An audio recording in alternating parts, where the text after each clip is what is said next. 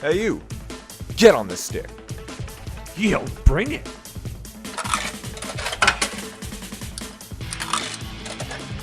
Choose your fighter. Yo. How's it going, lads? Fight.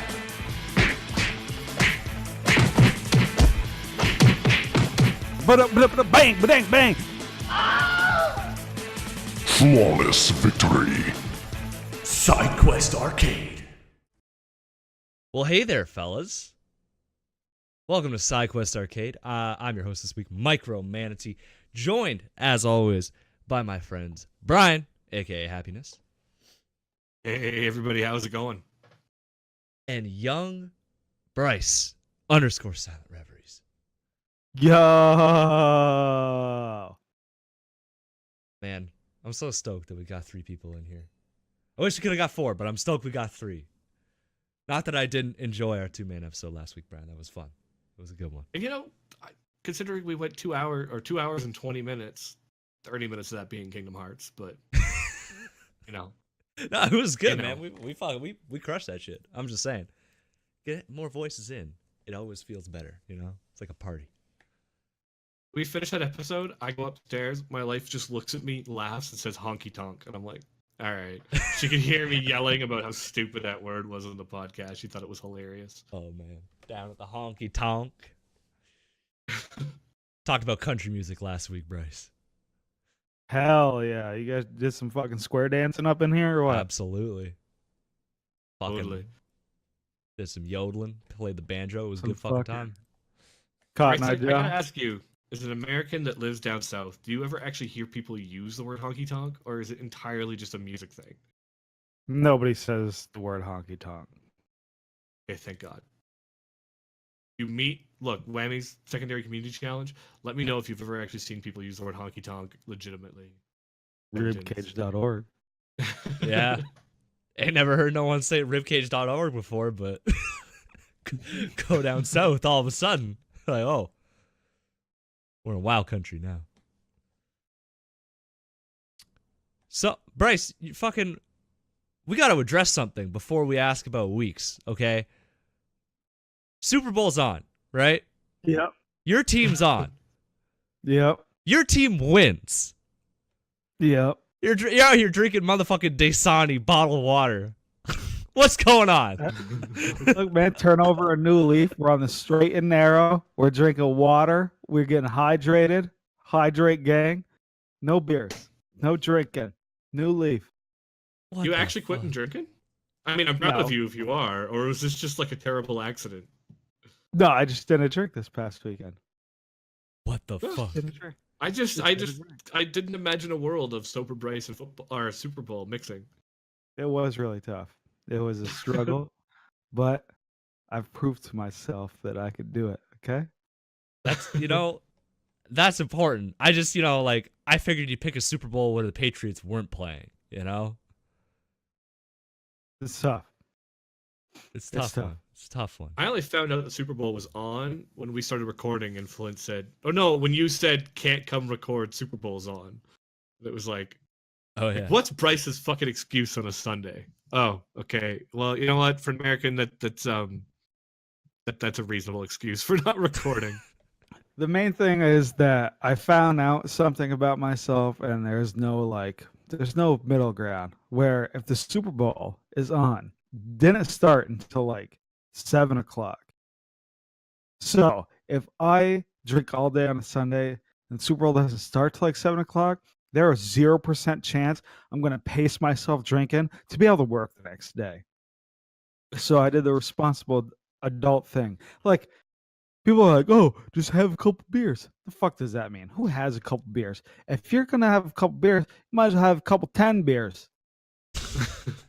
10-20. There's no one or two. But have fucking 10, 20 beers. Sunday, if you're going to fucking just drink. book the day off. Like one of my old bosses at my previous company, he's a huge Calgary Stampeders fan, and like we just show up to work on Monday, and it's like, "Where's Tom?" And they're like, "Oh, it was Grey Cup last night." And you're like, "Oh, so we won't see him till Wednesday." Like, he's just gone for like 2 days, and he like books it off. He's like, oh, like even on Friday, he's like, I'm not gonna be here Monday, so don't worry about this or that, or just have this thing done for Tuesday. And I'm like, what do you mean you're not gonna be here on Monday? What are you doing on? You on vacation? Take a day off? He's like, oh, it's a Grey Cup on Sunday. It's the Super Grey Cup. Like the Super Grey Cup, yeah. It's the Grey Cup on Sunday, and it's Calgary Stampeders, and it was in Calgary. So he's like, not a chance. He's going on a 2-day hangover here.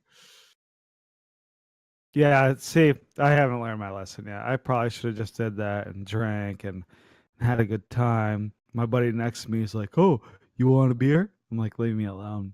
So he's like taunting me with beers in my face. But no, it was a good time.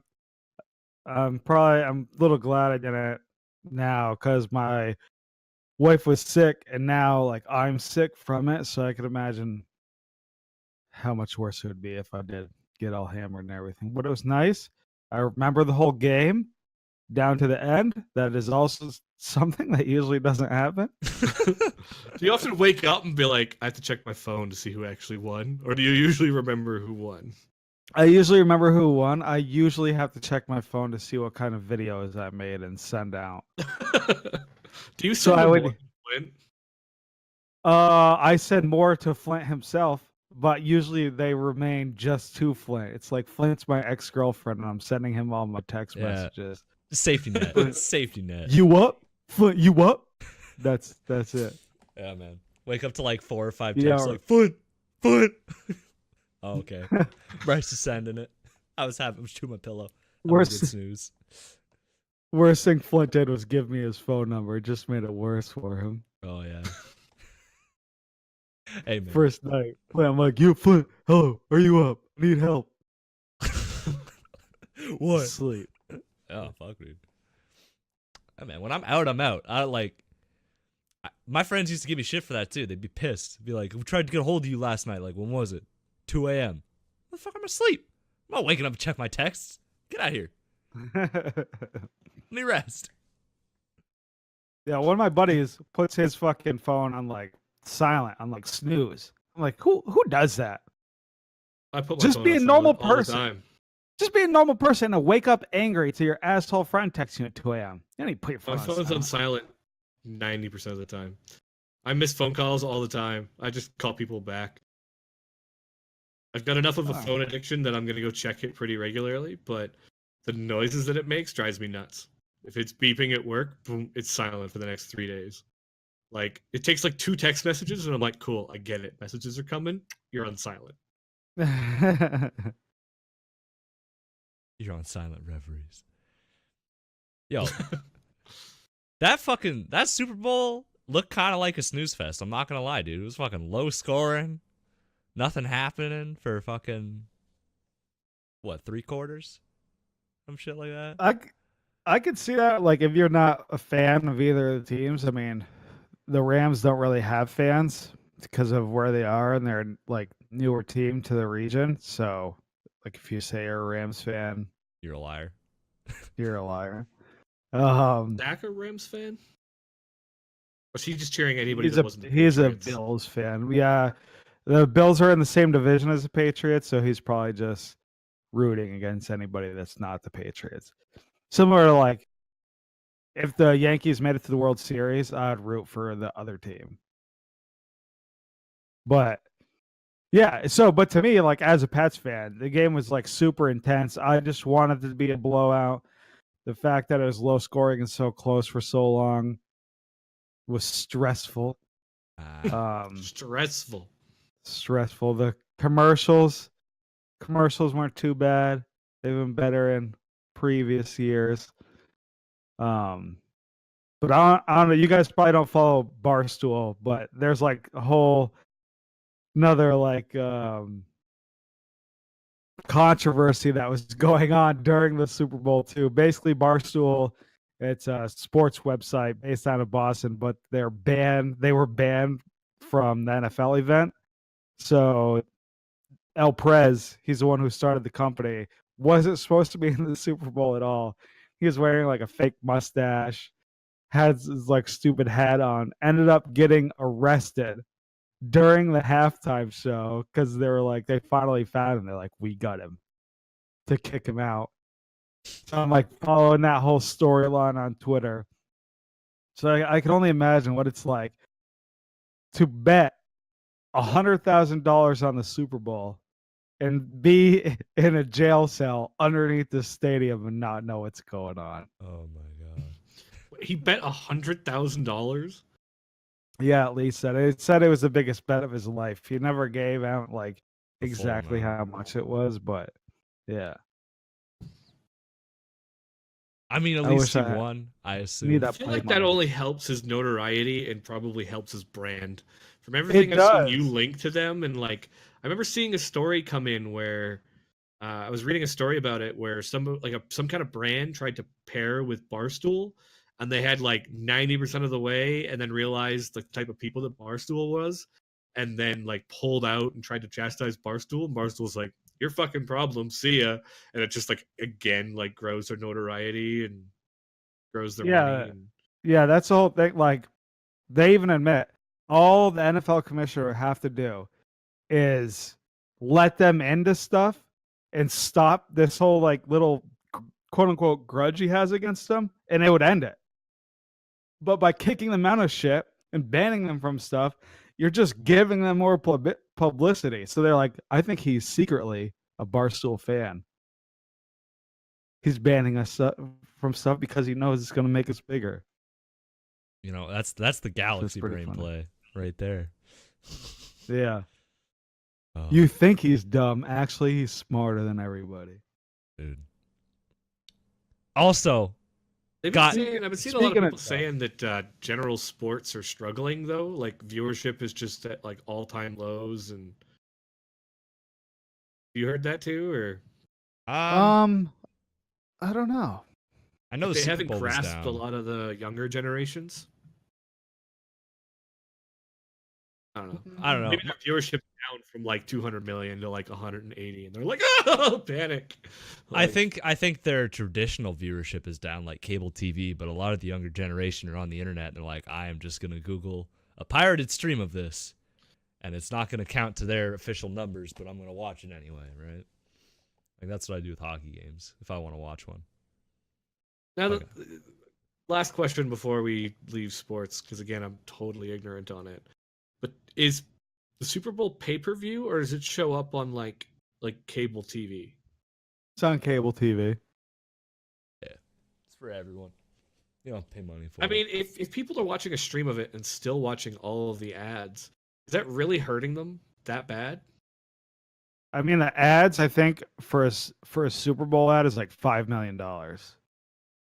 So I would not, the network's definitely not hurting. No, they aren't. Fucking one last thing, and this has nothing to do with football, Brian. It has nothing to do with sports. Fucking SpongeBob debated. What the fuck was that? Remember last week? Yeah. Last week, Brian, I was like, "Oh, they're not going to do Sweet Victory at the Super Bowl," and I just like said it as a one-off. They did one. They went one step worse. They fucking played the start of the Sweet Victory clip, and then went right into Travis Scott sicko mode. They were just like, "Here's a rapper. Go for it." What the fuck? Yeah. People were hating the halftime show. I don't know. Maybe it's just like I don't necessarily like a lot of live stuff. I think a lot of live concerts suck like that. Especially like I mean, I never thought Adam Levine would be good like live like that. No. And most like rap concerts are literally not even them perform, like they're just yelling. Yeah. Like Lil Wayne was good when I went to see him, but because he puts on like a whole fucking show. Other like smaller concerts I've been to, it's just like them yelling, and it's like not even. Depends on the It's show. nothing like the actual music that you listen to. Some of them are pretty good. It also depends, I think, on the quality of the venue's like acoustics. So like I've been to places where it's like I could hear the details of their play, and I was like, I could tell the band is playing fantastically, but the acoustics are fucking terrible. Like whoever the audio engineer is has like no fucking idea how to work it. Like they've got some, high school student that thinks he knows what he's doing working this place because his uncle owns it and doesn't understand the technology. And you're like, but then you go to a show that actually has like proper acoustics or a place that's like used to holding events, and concerts can be really good. Like I saw Five Finger Death Punch live; they were amazing. I saw Rise Against; they played really well, both at the same venue, and they both did it was really good. Like these people knew what they were doing. I've gone to some metal shows at some bars that have like the best acoustics I've ever seen. I've gone to some metal bar shows at a bar, and you're like, this is unlistenable. Like it's just so loud, and then it's just echoing off the walls that you're like, I hear them say their like lyrics like 2 or 3 times. This is just like, Yeah. oh, I went into the halftime show salty anyway because they had Big Boy, but they didn't have Andre 3000. So I was like, okay, well, it's not really Outcast if you have one half of Outcast. And then they made it even worse by having Adam Levine sing Andre 3000's part. I'm like, this, It's just bad. cut the show. Cut the show. Whoever okayed this, they're fired. Never let them work an event again. Because Andre 3000, he's like an angel. You cannot replace him with fucking Adam Levine. Bullshit. who's Adam Levine again? Is he from like He's from Maroon Maroon 5. 5. Okay. He took off his shirt, had fucking tattoos all over. I saw a meme. It was like, oh, I didn't know Adam Levine looked like a GTA 5 or fucking Avatar. He has like California right across his abdomen. It looks so Yeah. does not look good. I knew it wasn't gonna be great when they said they picked Maroon 5. I just wanted them to fucking play the SpongeBob clip. I didn't care about anything else. They should have introed like with the SpongeBob thing, not like throw it in the middle. They could have like done the whole clip if they just put it in the beginning. Dude, it's like a and minute like and a half. came in that one. It's a minute and a Yeah. half. And Yeah. and they fucking baited it because they were tweeting out like SpongeBob gifts and like, oh, get ready. And all the SpongeBob people were like, oh, I'm gonna watch the Super Bowl. And then they got pissed. But it's okay. Hockey redeemed us. The Dallas Stars played it in one of their period intermissions. So the SpongeBob fans are appeased. Everyone's like, I'm football. not sure which clip this is. It's from the episode SpongeBob episode Band Geeks where the Squidward makes them like go into a marching band. And at the end they go like and they play the Bubble Bowl, which is like the Super Bowl, and they're like the halftime show or whatever. I And don't it's just think I've seen that one or the clip. you have to look it up later. Just search like Sweet Victory SpongeBob. It's like a minute long clip, and it's just them in like a rock. They're like a rock band, and because the creator of SpongeBob died earlier, in 2018, they were like, "Oh, should play it at the Super Bowl. It'd be a good tribute to him."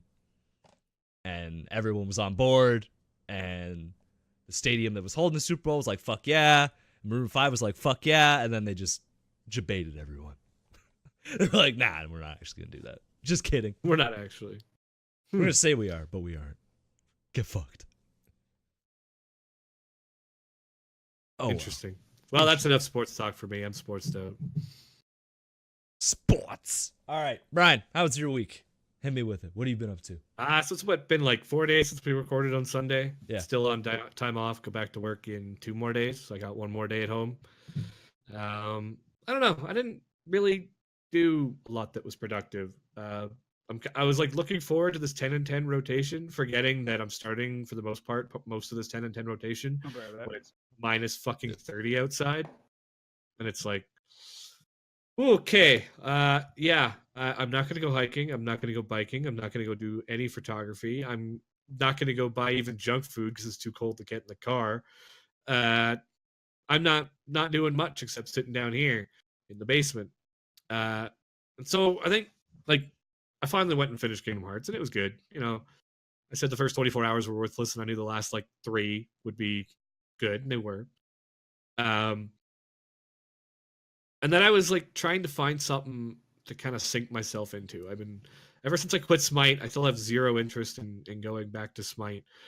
I was like, okay, I was gonna get hardcore into Soul Calibur, and it didn't really pan out as the hardcore. Then I was like, you know what? Everybody's playing Smash. I'm gonna get hardcore into Smash. And the only time I'm having any fun in Smash is when I'm not playing like ranked. I'm only having fun when I'm playing with like other people, like that I know, like in voice comms, like Aiden or Kirk Dude or you or One Nation Yeah. or Ocean, and like those are fun. At least for a while. But I still struggle like more than I should admit, or more than I'm content with myself with losing. And I don't know. I was like, I played some ranked. I played like 3 games, and I'm like, this is not. I'm not gonna like invest deep, get into the rank, get into like, the deep understanding of all the characters like I did with Smite. And I feel like I'm just kind of missing, like I'm missing that social gaming. I chat with you guys in the podcast. I do the D&D session, and that's it. It's just a lot of me going out hiking by myself and gaming by myself. This isn't meant to be some kind of like confessional emotional thing. I kind of knew this would happen with a 10 on and 10 off. I'm an introvert too, so it's really not that bad if it wasn't -30. But I spent like 2 days like watching videos, researching like anything multiplayer. I was like, I clearly am not, I've never been very good at accepting losses in PvP, as we've all seen my rage. And I don't like it when I do that. So I was like, I kind of need to avoid some PvP for a while, other than some like casual playing with some friends on some Smash. And then I look at like all the PvE games, and it's like your options are like Diablo types with like Diablo and Path of Exile, and then like World of Warcraft types with like Final Fantasy 14 and World of Warcraft and Terra and all those. And like nothing like looked appealing for like multiplayer games except maybe some Diablo. But I was like, I've played so much of that in my life. And what do you really accomplish? Every time I play Diablo, I play it for 2 days and quit. I don't know. I'm kind of struggling for what to play. I tried picking up Warframe again. It was like fun for 3 hours, and I was like, oh yeah, it's a shooter in the long run.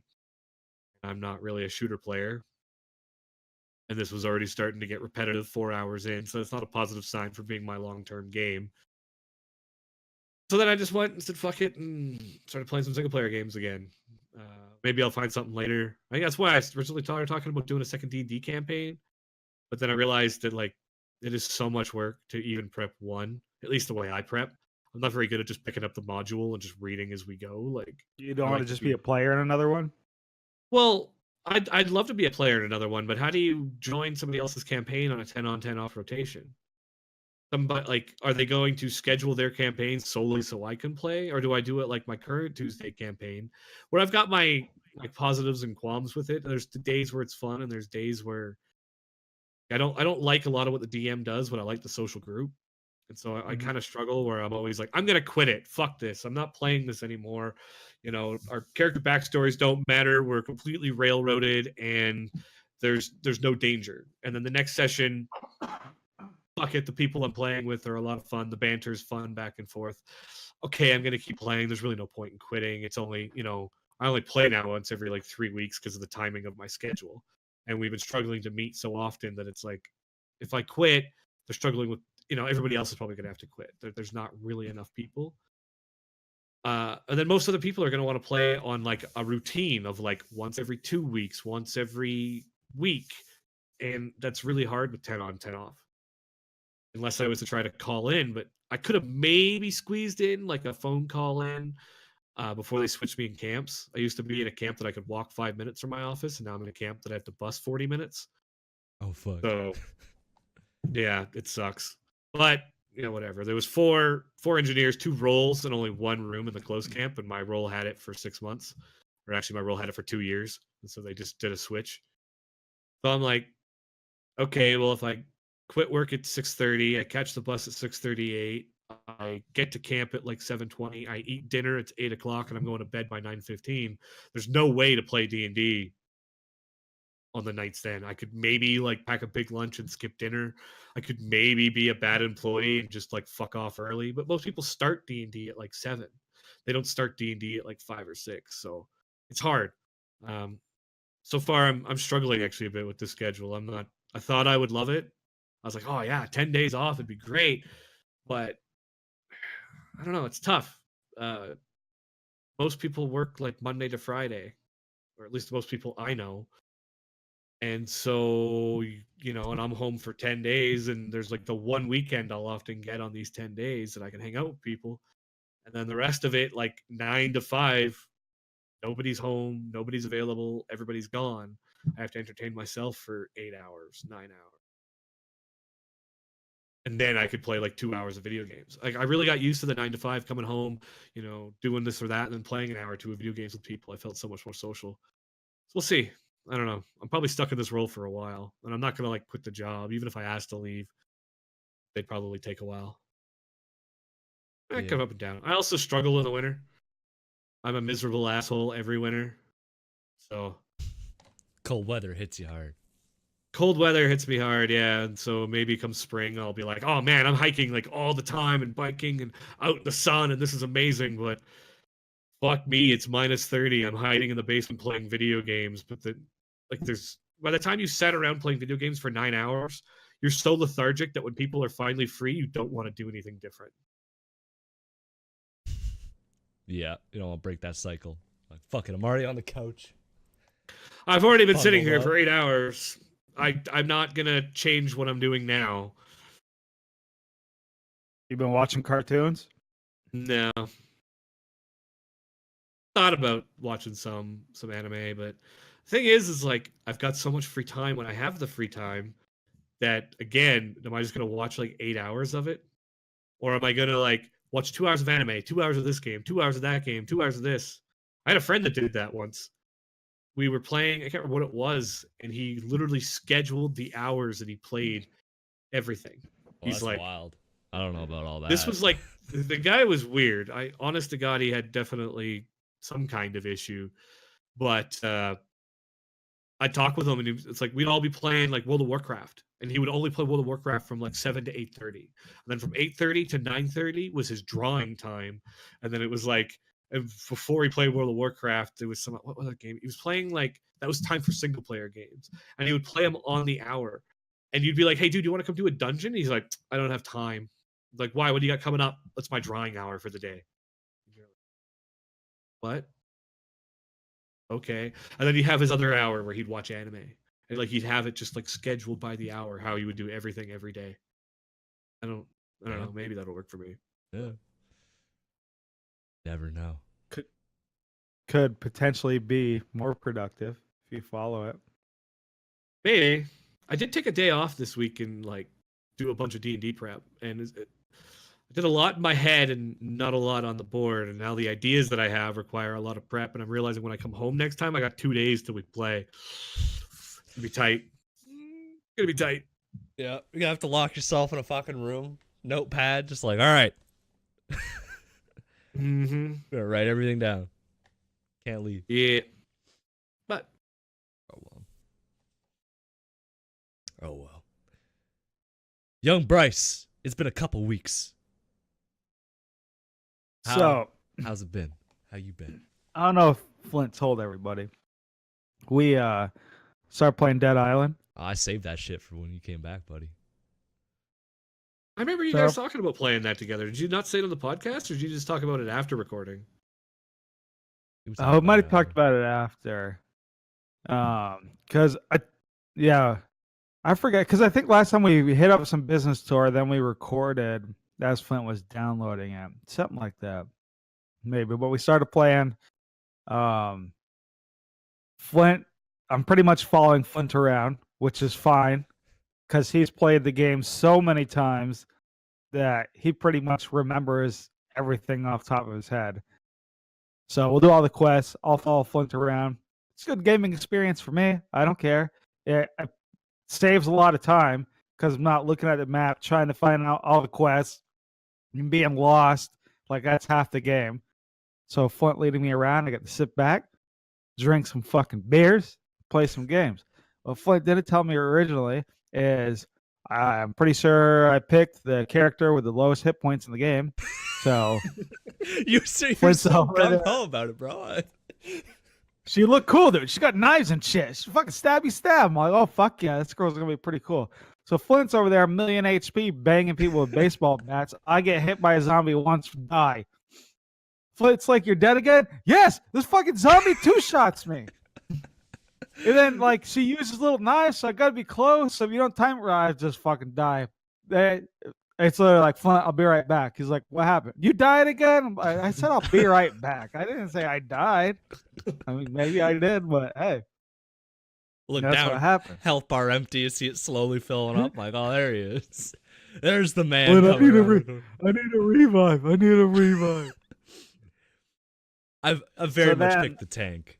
I'm sorry. Yeah, and I pretty much like became Flint's secondary. I pretty much am his bitch. I carry all his gear. Hey, you got some duct tape?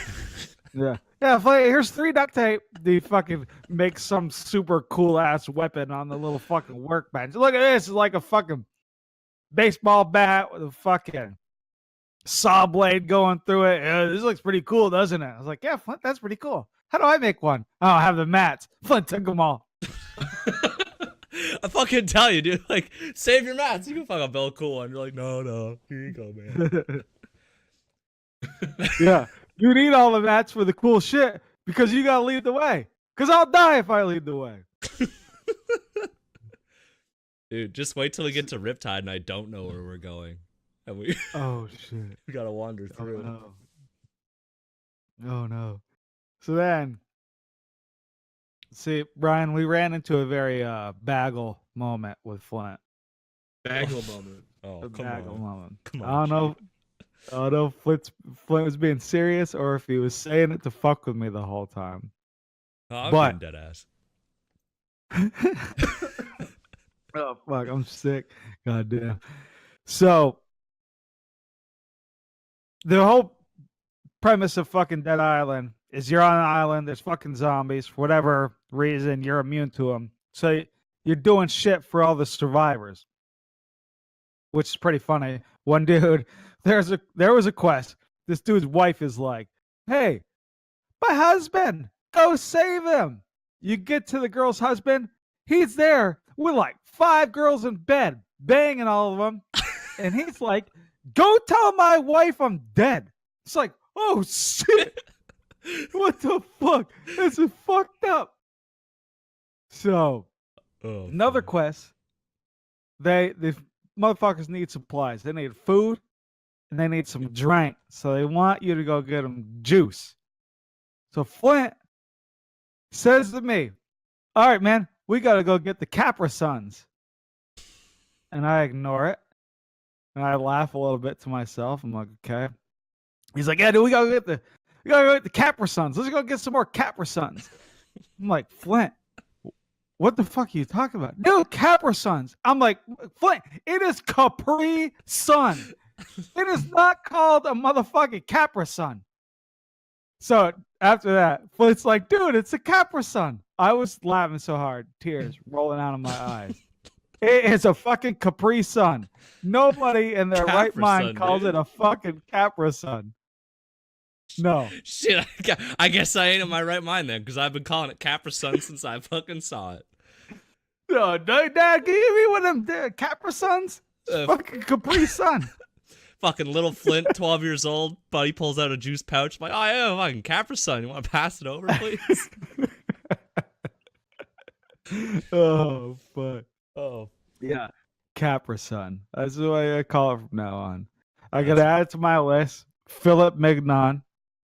Hammer the Philip Mignon with some Grand Mariner. Put a little salt and pepper on your Philip Mignon. get a couple bagels. Maybe in. a little couple bagels, a little bit of garnish. Put some paisley on there and hammer it all down with a Capra Sun. Absolutely. I honestly 5 thought that's what it meal. was called, and I can't Twitch. It's been too long. I'm fucking set my ways. I really thought you were fucking with me the whole time, like saying, No. and I'm like, I'm not gonna say anything to him because he's doing it on purpose. I'm just gonna let it go. I'm like, yep, Capra Sun. Yep, good one, Flint. Capra Sun. Nope. No, I was You're serious. I was serious. It was a little weird because you started like, I heard you giggling in the back. I'd be like, oh, let's go get the Capra Sun. And you're like, the fucking mic. I was like, damn, you real quiet about it. Yeah, dude, let's go get Let's go get the Capri Suns. Let's do it. But just started eating at me. It is not fucking Capri Sun. That is not how you say it. Yo, I think the real problem is those motherfuckers are like little hamsters. Gotta keep them alive.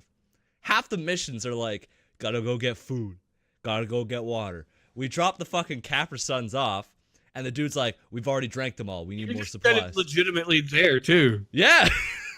Well, fuck. We drop him off, and he's like, yeah, we've drank them all already. Like, fucking, I just put them at your feet, bud. Slow down. Ration them out. Holy shit, dude. Keeping them all for himself. Yeah, fucking. No, man, it's that roided out dude that makes fucking Molotovs for us. Comes in, fucking squeezes 6 back. It's like, oh. Dude, Mike is like, fucking was thirsty. Sorry. You got any alcohol? Dude, I'll make you fucking Molotov. Yo, settle down, Chad. I don't need a fucking Molotov right now, all right? You want to get some alcohol? Molotov. No. Every time you walk by. I'll make some for you. All right, man. So, yeah, that was pretty... What's up? No, you go ahead. I was just going to say, that was pretty much my game, man, since... Like 2 weekends ago, I went to Florida, and this past weekend was Super Bowl. So then I just been watching cartoons. I'm at a pretty dope spot at Naruto right now. But it'd be a lot of spoilers to tell everybody where I'm at, because it's dope because of all the spoiler shit I'm finding out at the moment. Mind blown. Yeah, there's a lot of reveals towards the end. Yeah. I'm on episode like 343 or something like that. So... Yeah, and I've been watching Attack on Titan. I'm almost done with that since the new season starts in like April. Mm-hmm. Have you guys watched that? Yeah. I couldn't get into it. I watched like 10 or 12 episodes and I was like, man, this is like bleak. If there's one thing for like, okay, you set the pace that everything sucks, and then everything gets worse, and then everything gets worse. Yep. And then everything gets worse. And I mean, there's no even light at the end of the tunnel. There's just like, how bad could we free fall? Oh, look, we're free falling, and there's bats trying to like, and we can see spikes at the bottom somehow. Like, yeah, it was very much like, I know people's main like dig at Naruto is all the filler, and if anything, like my dig at Attack on Titan is how slow it starts. Like, it does not really get... The whole first season is pretty much slow. It does not really get good until season 2. I mean, maybe the later half of season 1, because I forget season 1 is like 24 episodes, and then season 2 and 3 are like 12 episodes. I also had seen too many things on the internet about, like... what's that main character? And then he like transforms into the big things. And Aaron, yeah. Aaron. So like I'd seen too much stuff about what happens with Aaron Yeager, so that it was like there wasn't any. That would also too, while it did a little bit of stuff in between, it also fell short of the same problem I think I had with my D&D campaign, where they're breaking the rules so soon after setting them that they're like, oh, these people do this. Oh, and he transforms. And you're like, one, it seems so out of left field. Like, I think if there was some kind of better hints towards it, but things just moved. They were really slow, and then other plot points just moved really fast into that transformation thing. You either need to do that, like, way sooner, like, set the precedent and break it in episode 2. I don't know, something about the pacing just felt really, really weird to me into it, and I couldn't get into it for that reason. Yeah, he started annoying me a lot, like, throughout watching this last season, and I don't know if it was consistent before and it just didn't bug me as much, but he is, I think it's like a common anime thing. He's the character that cries all the time. It's common for the hero. They're so emotional. Yeah, and when you're like a whiny cry baby like bitch, but you can also turn in this like humongous ass fucking like shut the fuck, quit crying. I don't think it bugged me in the beginning because the one crying was more like his super smart friend. Yeah. Forget his name, little blonde haired kid. Arwen. Arwen, yeah, he was the one who cried in the beginning, but now I'm not fucking crying. Aaron's crying. I'm like, quit being a fucking puss. But his little girlfriend who has a crush on him is probably his like most badass character. So, and I guess Mikasa? Levi's pretty Yeah, badass. she's pretty too. cool. That was one thing too. I remember seeing the people were like, "Oh, but anybody can die on Attack on Titan." And then you watch it and you're like, except for the three main characters. Like they introduced a bunch of characters and they killed a bunch of characters, but very quickly on you realize these are the three main cast and everybody else is expendable. Like very quickly. And then as soon as you're just like, oh yeah, pretty much everybody but these three are gonna die, it just lost all effect when they just kept dying. Yeah. Again, I think there's a lot of things they could have set up to make certain impacts feel stronger. And maybe in the manga it was. Maybe they took a little more time and they felt it was too slow. But it's just, I don't know. It's like before I could get really connected to any of the characters, I barely learned any of their names except the main three, and then they were dying. Right? Like if they'd have done that level of like murder like 5 or 6 episodes later, you'd be like, oh shit. Like Ned Stark level. Oh fuck. Right? Like, holy shit, you have a whole season in you before people really start dying, and then you're like, oh my god. Like then it hits you, right? But those characters, you never had any connection to them before they're dead. You're like they're NPC fodder that's gonna die to prove how scary the enemy is. Like, okay, yes, they were all the soldiers and all the other people in it, and I do appreciate that not everybody is just like generic brown-haired, what is it, the meme that it's like spot the cast of the anime and it's just like a whole bunch of normal looking people and then spiky green haired people. Which one's the main character of the show? Like, yeah. but I don't know, that one was weird. I want to get maybe into some more anime. I struggle with finding the ones I like though. Like I don't know, I'm more picky than other people, I think. Well, it's Some of easy them for are me right now okay, because I and- haven't watched anything, so I'm still on the train of like being able to watch what everybody else thinks is good.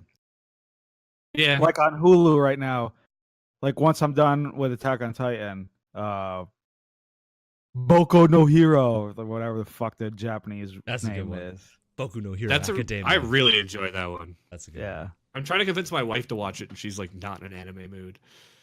It's on It there in definitely- English too on Hulu. Oh yeah, I think they tried to keep up pretty close. Like if they're not, or they might already be done all for 3 seasons. Like the turnaround time with the translation after the Japanese episode is like 2 weeks or something crazy. I don't know. I've watched it in Japanese the whole time, but that one, it's like it's really interesting that it doesn't do it does certain things that are borderline cliche, but then it just does them so well you don't care. Like the way it sets up the squad and their training, it's like, okay, well, that's exactly like Naruto. But then it's like, but it does it so well. Oh, it's doing your standard, like,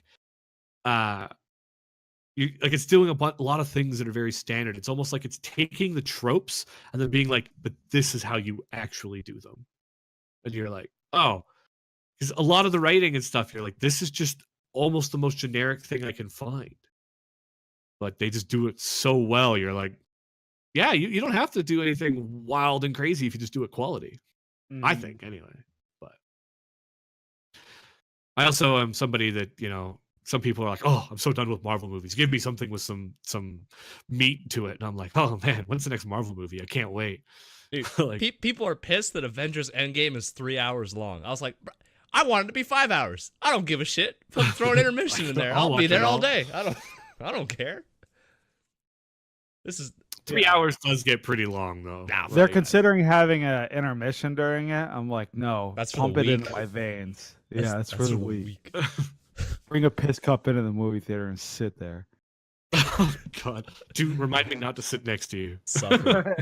Dog. I think it was. I've been to a movie with intermission. I think it was Ben-Hur. I think that's just like 4 hours long. That one I needed. One of the Harry Potters I went to had intermission too. Man. I thought they just split the movie in half. Did you end up watching like the final movie, both parts, in one sitting? Maybe that's what it was. Because I'm pretty sure they broke it into 2-hour movies. It was like part 1 and part 2. Yeah, maybe you had like a double feature or some shit, and they were like, "All right, get the fuck up." Probably. I was just too dumb to realize what was happening. I mean, shit. But I think it was like the first one. I think it was like the first Harry Potter. I mean, if I don't know, man, if they did like a double feature. Because back when like the first Harry Potter came out, like movies were not that long. Movies never used to be as long as they are now. Oh, they've been getting longer for sure. Yeah. like I Like, find an hour now and a like half was a good movie back then. Now it's like fucking. that was a 800. long movie back in the day. Yeah. I remember watching like tons of movies growing up that were like 70 minutes. You're like, and it seemed like a full length movie. And now when you see a movie that's like 70 minutes, you're like, wow, that was it. You Especially, expect have you seen Aquaman?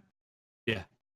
There was like 5 times during Aquaman, I was like, "Oh, the movie's over." Oh, the movie, no, okay, the movie's not over yet. I Still could going. swore, like, yeah, still going. That movie felt forever, but it was good. I liked the whole thing. I liked it too. I saw a lot of complaints about it, but it's like, I wonder what people expect when they're a movie critic. Like, I like the critics that are just like, was this movie fun or enjoyable? Like, they're not just looking for like the most crazy artistic whatever. Like when you see a review on something like Aquaman that's just like, and they didn't do like this crazy super like artistic and like pushing the strong narrative, you're like, the fuck? Like the kind of person that hates a Michael Bay movie, and you're like, but, or hates the people that like Michael Bay movies even more than they hate the Michael Bay movie. Like, Going into a Michael Bay movie, you shut your brain off and you watch it for what it is. right? Like I go in, I think I went to watch, it was a Michael Bay movie actually, because it was the Ninja Turtles, and I think he directed the Michael Bay. Or Michael Bay directed it, and I was like, okay, this is Ninja Turtles, and Michael Bay's directing it. What do I expect? I expect April Slow O'Neil motion. to probably be, making young men into, or young boys into men. And I expect like crazy explosions and over the top shit, and I don't expect the story to be that well written. I'm just expecting to go on a wild ride. Kind of like my D&D campaigns. Hey, let's fight a cyber dragon. Why? I don't know. Right? But like, let's just do it. Fuck it.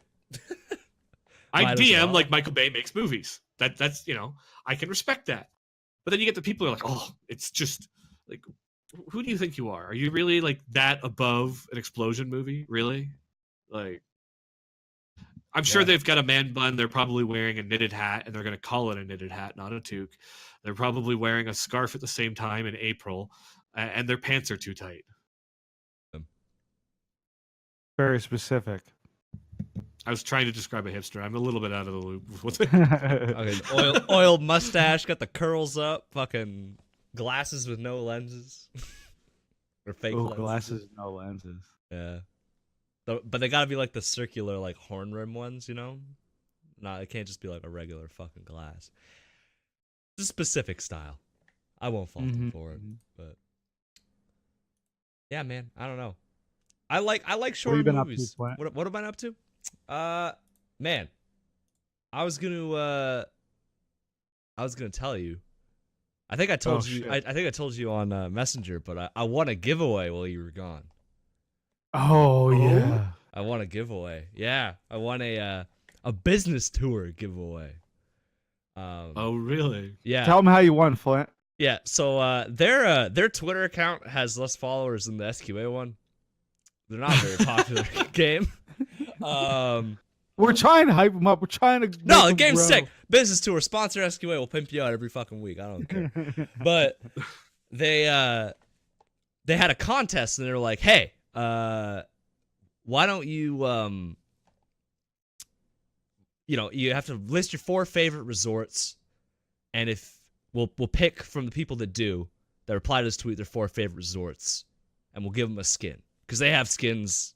They got microtransactions, right? But you can win a free one. And I'm not spending money on business tour, but I was like, hey, that's a free skin. And the reason I bring up that they have less followers than the SQA Twitter is not to throw shade at them, but rather to say that they don't have a lot of Twitter engagements. And this giveaway ended in like 3 hours, and no one had replied to the tweet. And I was like, well, that's a slam dunk right there. I don't know what you guys are fucking doing. So I went on Google.com. I searched top 50 resorts in the world.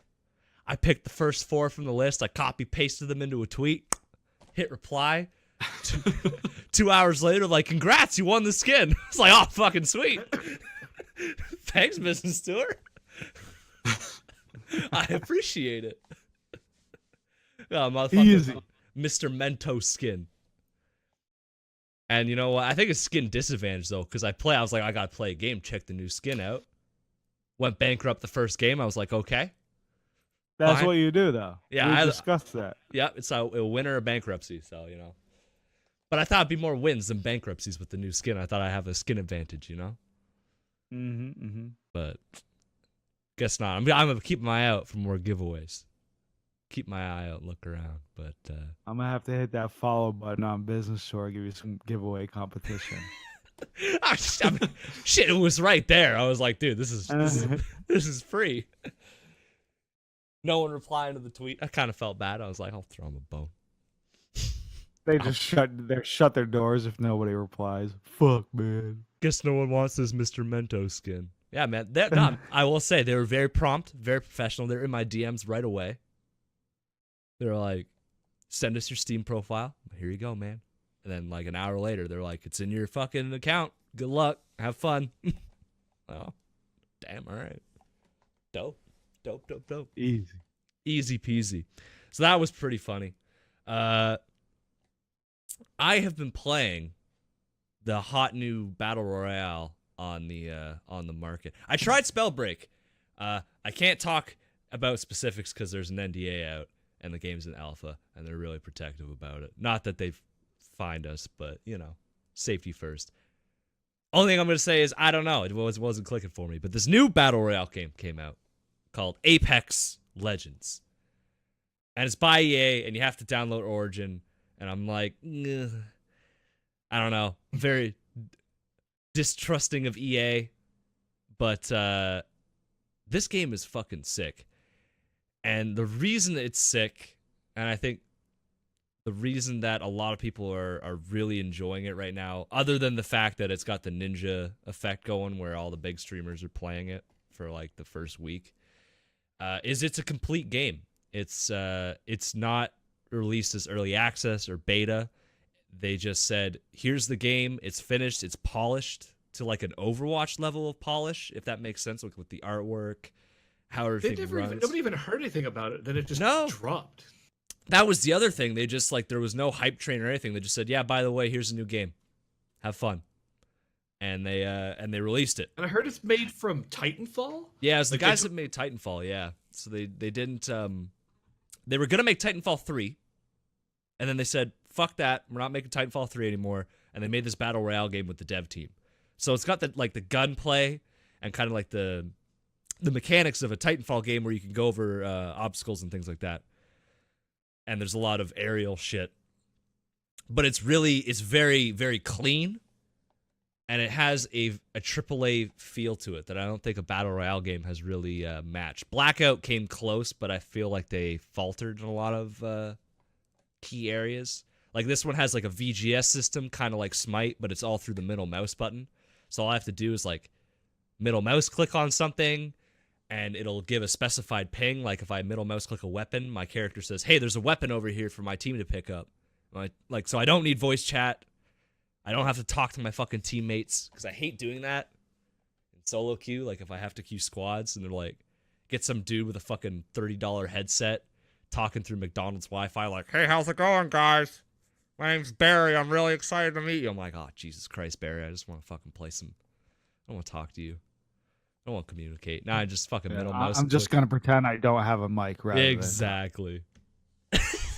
Just fucking click. I'm like, but now I got a fucking ping. I'm like, hey, Barry, go over there, pick some ammo up. Oh, thanks, buddy. Okay, thank you. Have a good day. Yeah,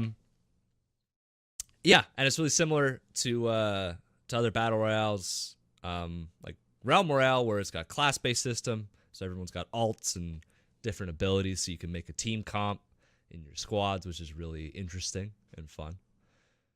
And there's no fucking building. I don't have to deal with that bullshit. It's like it's a good solid battle royale with AAA polish, which I think we've been missing in the industry for the longest time.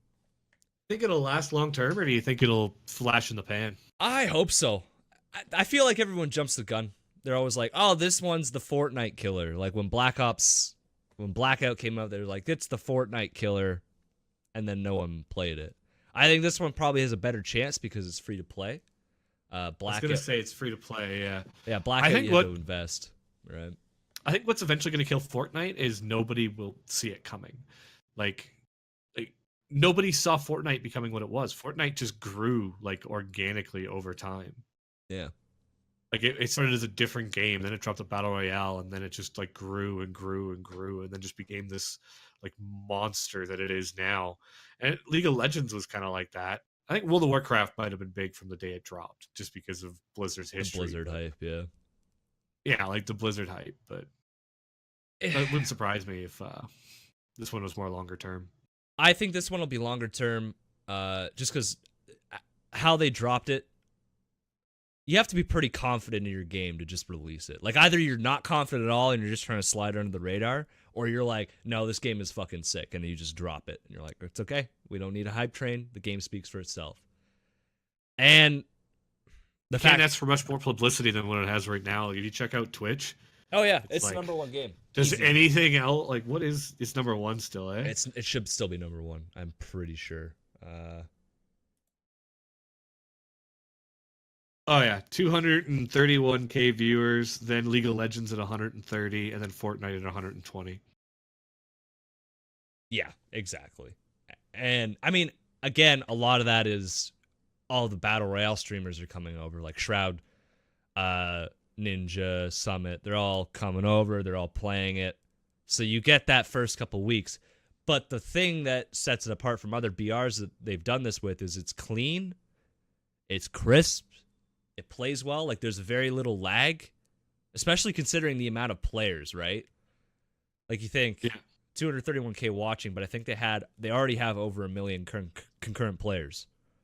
So it's the servers are handling it well. I haven't had any lag really with my cornfield internet. Is very surprising. I mean, you're lagging on video chat right now. Exactly. So. I'm lagging on video chat, but I wasn't lagging on Apex, an hour before we started recording. So what does that tell you? It's the polish and the release level, I think, has been missing from games. I was talking about that, Bryce, too, before you showed up, Brian, is like, we have, even most games today, they don't have they're not polished, right? Like, Bryce. No, well, there seems to be, like, I'm getting a little bit sick of the trend of, alphas and betas, and everybody plays the beta, and then I'm like, literally by the I'm up and time down, a game is released now, you're sick of playing it. Like, it's an alpha so long, it's like, okay, well, all right, this game is released. What do you mean it's released? I've been playing this game for a year. So now it's officially released. Like, on this release date is when you expect all players should start playing the game. But hardcore people who fell in love with the idea of the game have been playing a year. They're potentially burnt out already. Or I think even, like, some of them, like, you could have hardcore, or I think closed betas are one thing, where it's like they have a limited number of people on, like, a small selection of server. Like, I understand that, like, you don't want to have a launch day where everything's broken. And then you have these games that were like I'm okay for, like, early access. Like, you bought the game, pre-ordered it, you get to play it 3 days beforehand to test the servers, but you have to deal with your problems that you expect in the first 3 days, right? Like, I've played a couple of MMOs that launched like that, where you could buy into it, but they, like, heavy caveat that it's not going to be as polished as it will be in 3 days as they figure out the server bugs, right? And they were up and down, up and down. And even with all of that caveat, people are still going to be like, this is bullshit. It should be running. I paid for this fucking product. But, like, the last thing you want is, like, a Diablo 3 debacle, where it's just, like, nothing works at all on day one for, like, anybody. But yeah, I agree with you. Like, Smite, like, they literally had a launch tournament, but I'd been playing Smite for 2 years. Like, is Fortnite now officially launched, or is it still in beta? I'm pretty sure it's launched. It should be launched. But DayZ did the same thing. But, like, Fortnite was, like, the biggest game of the world that it hadn't even launched yet. Like, launched. And then you see some games, too, that they do that. Like, I was seeing a YouTuber talk about it, where they're like, oh, yeah, these people, they put this out, and it seems like it's good, but then because they release a half-complete product, some people form this hard judgment of it, and then it's hard for people to take the game seriously later. Exactly. Well, and a lot of developers hide behind the beta tag too, right? Hi-Rez is really bad for that. Like, Realm Royale, they're like, listen, the game's still in alpha. Like, I don't think so, man. If I put that shit on the Steam store, I don't think it's an alpha anymore. I think it's a fucking release game. You gotta own up to it. You know? And like, I'll admit that I was one of those people that was like, yeah, it's only an alpha. Like, what do you fucking expect? Like, you can't have these expectations. And then I think Duke Sloth, hardest man to argue with on Twitter. Can't remember the exact details of his argument, but it was just like, yeah, but you've still put this product out to market. You still set the expectation for people. Like, when you put out your alpha, you cannot drastically change it. Like, when you go to a beta stage, maybe some bugs, maybe some updated graphics, maybe some tweaks and things like that, but you can't do like a massive gameplay overhaul in an alpha or a beta, which you might do internally.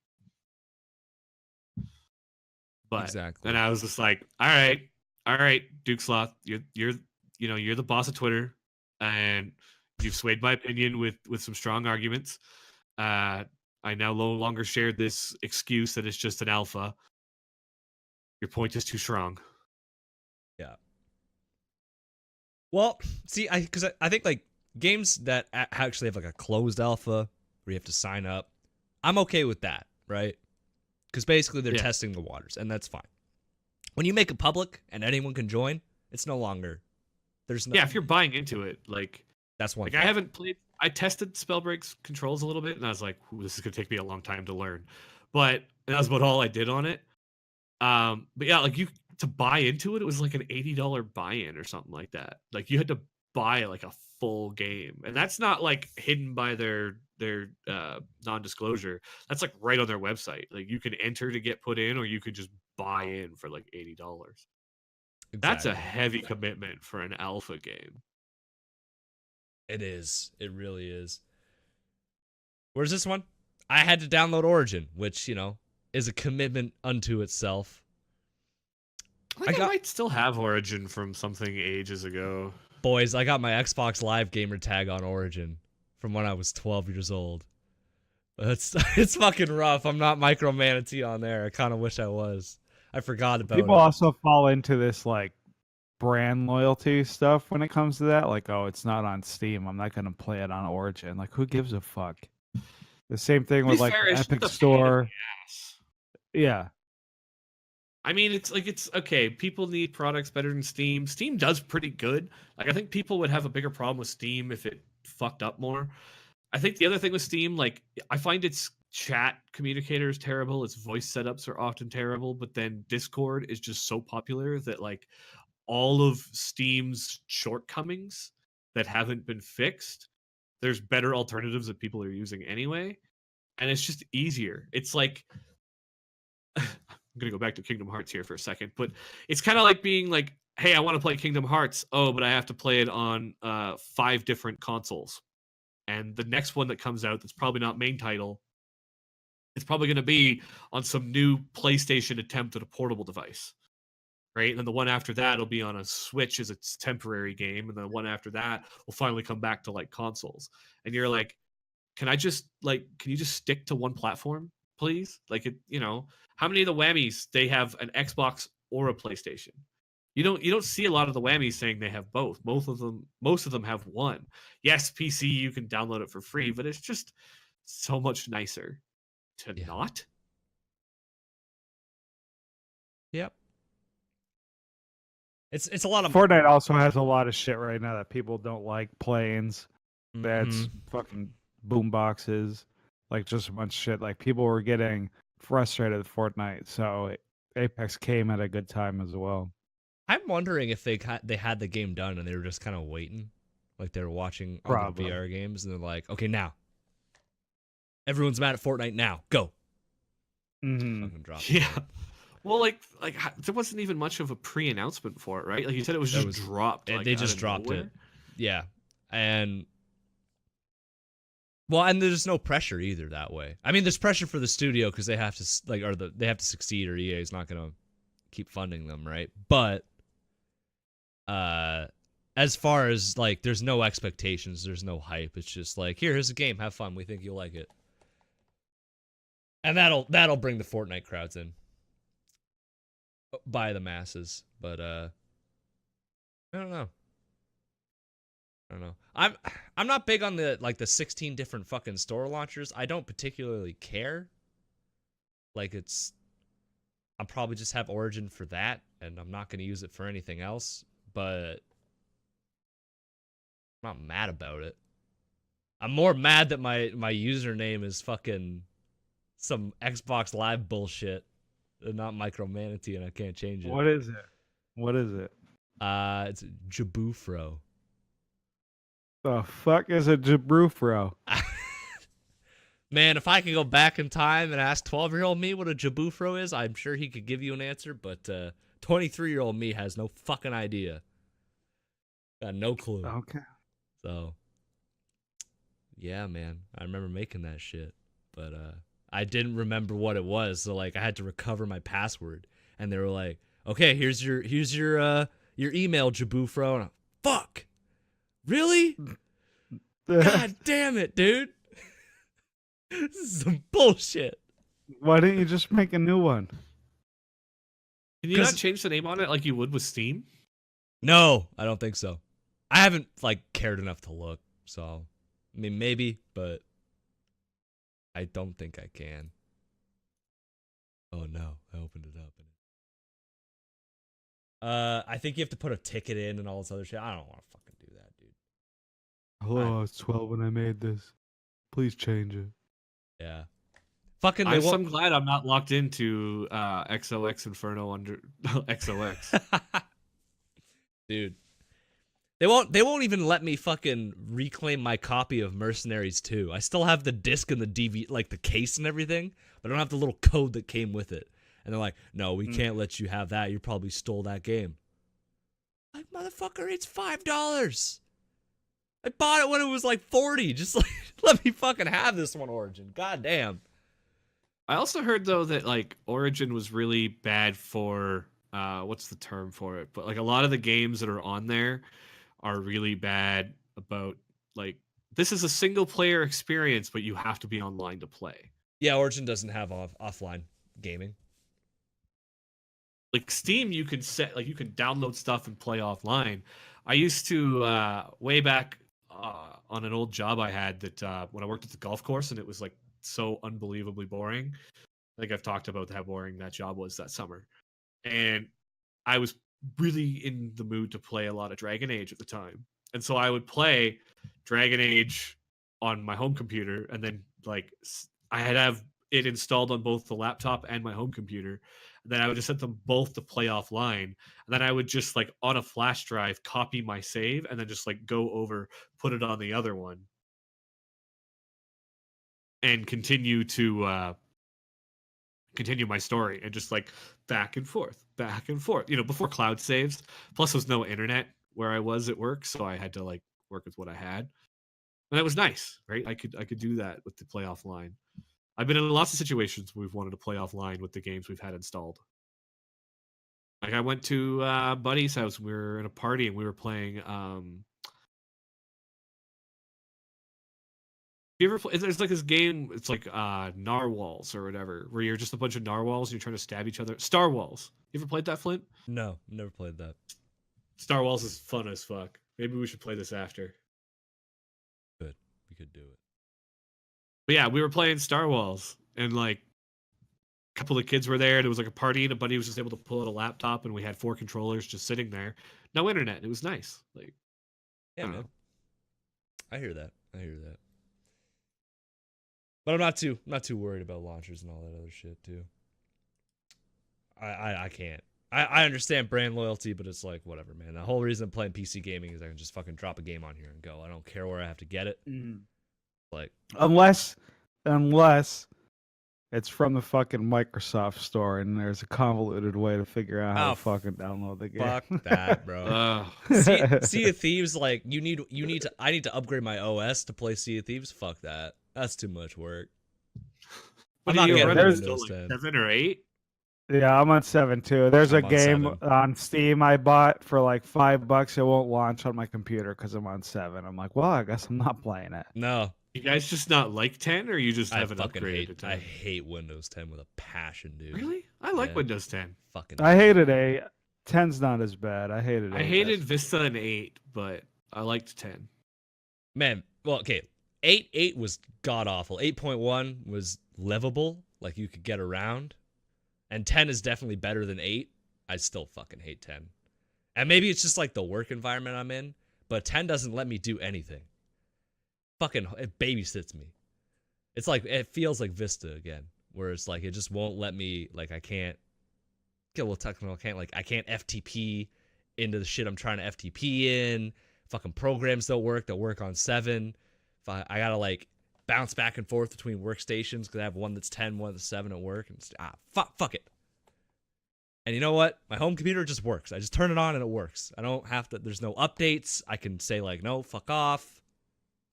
I'll manage my own. I don't know. Not a fan. Yeah, I was like, well, I've passed a free upgrade Windows 10 window anyway, so I'd have to like torrent Windows 10 or buy Windows 10. And then if I get Windows 10, my hard drive is 250 gigs, so I might as well get a bigger hard drive. Well, if I'm going to get a bigger hard drive, might as well get a PCIe hard drive. But if I get a PCIe hard drive, my motherboard doesn't support that, so I'll have to get a new motherboard. And if I get a new motherboards don't support my CPU socket size, so I'll have to get a new CPU. So if I want to upgrade to Windows 10, pretty much I have to spend $1,000. So I'm just going to use Windows 7. Yeah. Nah, fuck That's it, bro. my conclusion I've came to. That's what I came to. And you know what? It works. There's no Yeah. surprises. I turn it on, and it's like, I know it's going to be okay. I'm not worried. Why just get a Samsung Evo 850 or whatever? Because I don't want another SATA hard drive. If I'm gonna upgrade a hard drive, I'm just gonna fucking upgrade to the current what's good. What's Yeah. goody? What's good? Speaking of what's good, we have another bracket coming your way. I know we're like an hour in. We had some good discussion going. I didn't want to interrupt it. But we've honestly made these how does our weeks last 2 hours like every time lately. man, I got shit to talk about. Yeah, I want to know what's coming up. going on. Fuck it. But we had a whammy submitted bracket again. Croshan, longtime listener, came in and said, "Hey guys, I got an idea for you." And he titled it "The Most Uncomfortable SQA Bracket Ever." I was very intrigued, so I read it through and I was like, you know what, this would be rather uncomfortable. Seeing as there's only 3 of us, I am also going to participate. We haven't ever done that before. Usually we try and... Some of my original ones I brought in. Oh, okay. We always like the first 2, I guess. Yeah. I guess Matt. Honestly, it only became a thing later where you guys were like, we could end up cheating, and it's like, no, like half of them we've had all 4. I mean, usually I don't give a shit, but I'm just saying your excuse is faulty. Continue. Whatever, man. Look, if I know beforehand, I don't want whatever. Doesn't matter. Point is, he submitted to me. I'm gonna participate, so we have three contenders. We had to all pick a Pokemon type and an animal for the first scenario, a celebrity for the second scenario, and an energy drink manufacturer for the third scenario. And there are a whole bunch of different things that will be rather uncomfortable to argue, I guess. So the first scenario is pick an animal and a Pokemon type, which we've all done. Actually, I'm going to back that up. I feel like I should probably say what we all have. I've got a gorilla that's fighting type, Ronda Rousey for my celebrity, and Red Bull for my energy drink provider. Brian has a grizzly bear and it's grounded dragon type. Oh my goodness! Fucking dragon bears. I'm losing this motherfucker. Fuck. Dude, you got like a kitten or something? Oh man. Madman Matt as his celebrity. Oh fuck, he's gonna listen to this episode. Ego inflated. Jebaited. And Rockstar for your energy drink. Respectable choice. Back when I used to have caffeine, I used to drink way too many Rockstars. There you go. Bryce has a fire type hippo. Okay. Yep. Pepsi makes Rockstar too, by the way. They're the manufacturer. Do they? Yeah. Monster energy drinks for your energy drink supplier. and The Rock for your celebrity. Dwayne The Rock Johnson coming out. I got some work to do with a fucking fire type hippo versus a fighting gorilla and a dragon grizzly bear. What the fuck? What the fuck? Dude, I did random I generators for my animal, though. I'm sorry. I was like, how much of a dick real can I random be? fighting gorilla Flint, real fucking Well, I random. picked fighting type. I didn't have a fucking... Brian, see, he's cheating.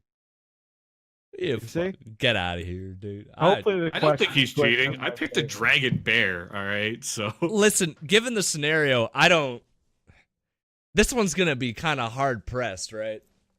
It's gonna be interesting. I'm gonna have to try and argue with Brian. I'm gonna have to try and argue. Bryce might actually be all right. I don't know. For some reason, my brain didn't connect. Where a hippo actually hippo lives in the water. Yeah. Yeah. Okay. actually, Moving on. isn't there, there's at least an earth hippo in Pokemon. Yeah, there is Hippowdon. It's ground type. The more you know. I wish I had more facts in my head that were useful instead of 600 Pokemon names, but you know, we're here. Scenario 1. The Pokemon Company has put down Pikachu as their mascot, gave him the needle. Unlucky. Feels bad, man. They've decided to reboot the Pokemon franchise. They're throwing out all 795 Pokemon, wherever we're at now. And they're rebooting with a new 151 monsters. Somehow, some way, the reboot lights the world on fire. And kids are acting the same way they did in the late 90s, fucking going mad for Pokemon, anime, trading cards, video games, you name it. If it's got Pokemon on it, they're for it. Lawmakers in the US and Canada convene, and there are hearings held into the inherent nature of the game and this new mascot, which you have chosen, which is our animal, right? And that is the deciding factor to see if the game is banned for being too addictive. Argue why your new mascot got Pokemon banned in the US and Canada. Got Pokemon banned. Mm-hmm. For being too addictive. We're talking about. It's a little harder. Like I was like, oh, fucking gorilla, easy peasy. No, not so easy. Got to think this one through.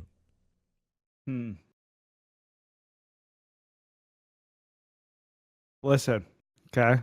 All right. Hippo. Yep. Gamers already have this stereotype of being fat, lazy. We sit inside. We eat potato chips. We drink energy drinks. You talking about my 10 days off? Like, fuck off. That's where I got the basis of my story from. Don't want to go outside. It's thesis.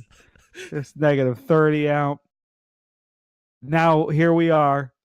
This game blows up. It's on the news, and the main character in it promoting it is a fat ass hippo that lays around, big ass mouth, buck ass fucking teeth, just sits there in the water. You know how lazy a fucking hippo is? When it's underwater and needs to breathe, it's fucking taking a little snooze, a little nap time. Hippo's so lazy, his body has built it. It just automatically floats to the top to get air. That's where I'm living. That's where I need to be. Imagine waking up in the middle of the night and you've been so lazy your whole life. You know that you wake up in the middle of the night, you're like, man, I need to take a piss. Imagine you sleep and your body just knows to go piss by itself. That is the next fucking evolution. I'd argue that Hippos- sometimes happens already, and you just fucking end up like peeing your sheets, buddy. But Hippos are taking us there. They see the hippos are just gonna make us more lazy than we already are. We're living up this stereotype. You got to ban that shit. Get it out of here. We're trying to be more active. We're trying to fucking live in an environment where we're shopping at Whole Foods. We're all organic. We're fucking cage free. We're fucking grass fed. Hippos are against that. Hippos are equivalent to McDonald's. They're trying to fucking ban that shit. Interesting. You got anything yet, Brian, or you want me to fucking rattle off my argument real You quick? can go for it there. All right. Listen. What's on the cover of this Pokemon game? Motherfucking gorilla. Big boy. Right? Kids are impressionable. They're going off. They're addicted to this. They love this fucking gorilla. They would do anything for this gorilla. Problem arises now that this game is so addictive. Anytime they see a gorilla, they want to get near it. When's the last time a kid got near a gorilla? Harambe. Want that shit to happen again? I don't think so. I think the lawmakers are going to look at that and go, we don't need a Harambe 2. The Harambe-ing. We're going to fucking ban this shit before it gets crazy, okay? And it gets banned in the U.S. and Canada. That's free love. That's easy. But that's not going to happen because we have a proven. See, we don't have a proven track record of how a hippo is going to affect society. So you got to ban that shit. People are scared. You know how people are when they get scared? They panic. They trample over each other. They fucking steal everybody else's food. We already know, based on Donkey Kong, we'll be okay with a gorilla leading the way. They're not going to panic about that more than they are this fucking random gorilla. What are you going to do with a fire hippo in the water? Don't know. They're throwing it out there. But this is but hold on. You are right. You got a good point with Harambe. I'm just saying there's another reputable gorilla. Is DK really reputable though? Like he started his career out kidnapping women. That's not great.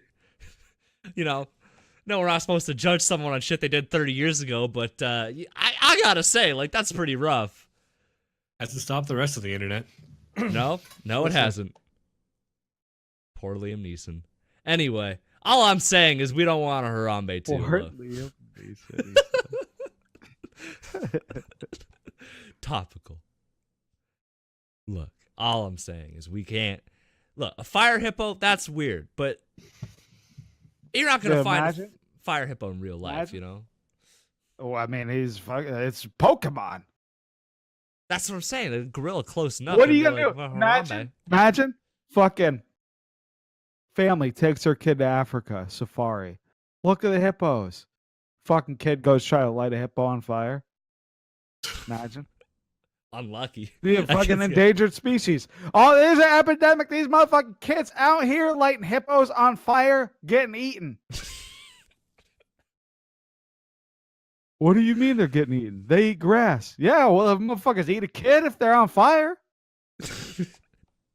Don't know what you would do if you were on fire, huh? I sure don't. I've never been on fire. I don't know. Stop, drop, and roll. Stop, drop, and roll. Boom. Fucking hippo lays down on the kid. I was just putting myself out. Self-defense. Is hippo talking now? That's safari. Dude, hungry hippos. Oh, shit. I don't know. Brian, you got anything over there? The only thing I could think of really with the dragon bear, fucking dragon bear. One, it's so badass. It's definitely out of all three of these, it's the way coolest of all of your fucking shitty ass Pokemon. I'm just gonna come out there right now and say it. And it really takes a Pokemon that cool before the kids start picking it up and playing it constantly. Now you're all worried that the kids are gonna run out and like actually meet up with the gorillas and hippos. Hello, but your counter argument was that, or his point was that these games are so addictive that the kids aren't going outside. It's Pokemon. Maybe it's Go. Maybe they're outside. No, it's not Pokemon Go. It's not Pokemon Go. This is the new Pokemon game. Pokemon Double Go. We have to make something so cool the kids don't want to put it down. The other thing is, I can't imagine a dragon bear and not imagine it angry, and it's promoting a level of gamer rage in children that is actually making video games cause violence no longer just a myth. I don't know about that, Brian. You know, you say bear to me, I think Yogi. I think, hey, boo-boo. He ain't angry. I said grizzly bear. I said grizzly bear. You know what we think out here in Canada? We think grizzly bear. We think apex predator, most terrifying motherfucker out here. Don't go out alone. Bring protection. Let your friends know where you are in case you come home. You know, you never come home. You're thinking Yogi Bear because you live down in the States where you got these friendly little black bears stealing picnic baskets. We have grizzlies. Hey, is it Listen, Jellystone, it's probably based on a Canada or some shit. Listen. Fucking the only thing scarier than a grizzly bear is a fucking polar bear grizzly hybrid. And we got those too. That was a fucking heads up. Bears are scary, I will say that. That sounds like some man-made shit. No. It's real, man. Man-made half grizzly, half polar. All motherfucking ice is melting, polar bears come down, see a grizzly bear, like, fuck, that wouldn't be half bad. I'll have a go. I'll mount that real I watched quick. a lot of videos about bear safety when we started hiking, and they said that a polar bear, while big, is really only terrifying if you're flopping on the ice dressed like a seal. Other than that, they're the most skittish bears of them all, and they're the ones you actually have the highest chance of surviving. A grizzly, with her cubs, you're dead simply for existing within 200 meters of her. You ever seen turtles have sex? You know what? I can't say that I have. I cannot say that that's something I've seen.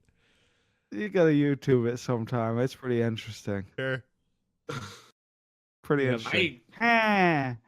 Oh, is that where that comes from? Yeah. Like, the fucking dude turtle got his O face on the whole time.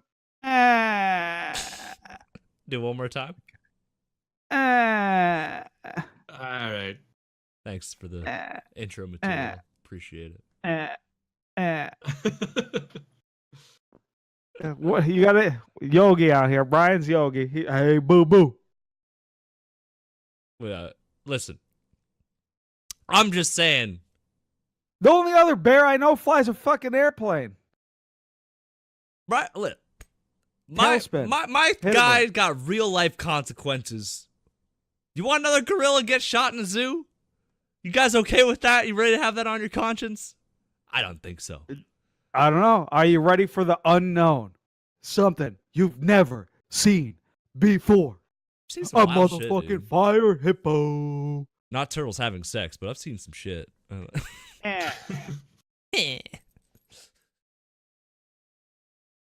I don't know, man. I don't know. What are we thinking? What I are we don't know. thinking? I just want to pick myself. This is a tough one. I'm gonna go ahead. I don't think my argument was very strong. Flint made a Harambe joke. Vote for Flint.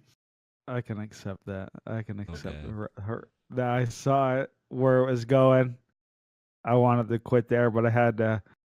I thought Tried to DK just- was strong. I thought DK was a strong argument. But he did steal women, so that's Unlucky. We all have things that are past. Donkey We Kong. regret. Yeah. Why would you bring that up? Why would you bring it? I just want to run for president. Yeah, you had That the was in tie the on. past. That was pre-tie, I think. That was pre-tie. Pizza. Put the tie on. Now he's like, Oh, I'm different reformed. Man. I'm reformed, DK. Different man now. I would never do that. Never. I never throw barrels at plumbers either. They got the union to protect them now. Yeah.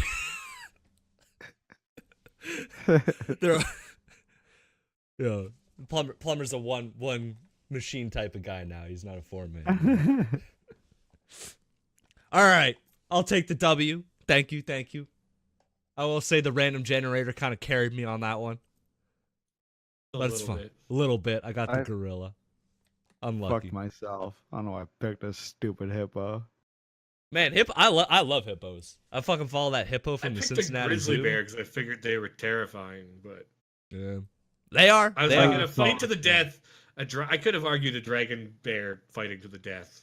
But Oh yeah, 100%. I think you probably would have won if it's a fight to the death. It would have been between you two. I think the gorilla bows out early on that one. gorillas are tough, but like hippos and grizzlies are terrifying.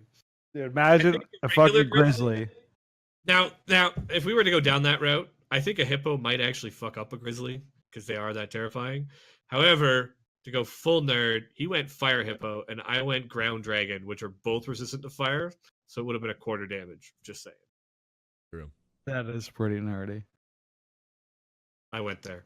He went there. If we're talking like the Pokemon fight, I think Brian comes out on top. But we're talking about like Animal Kingdom, like no one's on fire and or a dragon. I think the hippo comes out on top on that one. I don't know. Does the grizzly bear have her cubs with her, like around? You know, She get that extra The mom grizzly bear can strength. fight regardless. The cubs are just an indication of You're dead. viciousness. Can the grizzly bear fly? It's dragon type, motherfucker. Yes. Imagine a fucking flying grizzly bear blowing fire. I don't know. Oh, That's like I think that's like that becomes a mean, reality, like a fucking radiation mutation or some shit. Like I'm just gonna move. Like, I don't need Yeah. that. I don't need that in my life. You don't need that in your life. No. There's nothing that could protect me. I'm out. See you later. He's all over, boys. Just it was a good run. Fucking wrap her up. Speaking of scenario 2, we all had to pick a celebrity. Bryce picked The Rock. Brian picked Madman Matt. What you? You know what? I'm glad you picked Matt. Reading the scenario, I'm glad you picked Matt. Thank you for doing that. Okay. And I got Ronda Rousey. So here's the scenario. With the rise of alternative lifestyles in the past few years, many celebrities have become public figures and champions for their respective choices. Caitlyn Jenner, Ellen Page, and others come to mind as examples. Because of this, now furries are looking to become mainstream. And as a stroke of luck or fate, what have you, your celebrity has become an incredibly active furry. Make the case as to why your celebrity makes furries mainstream. Thank you, Brian, for bringing some joy to my life. Oh, okay. How does Matt bring furries to the mainstream?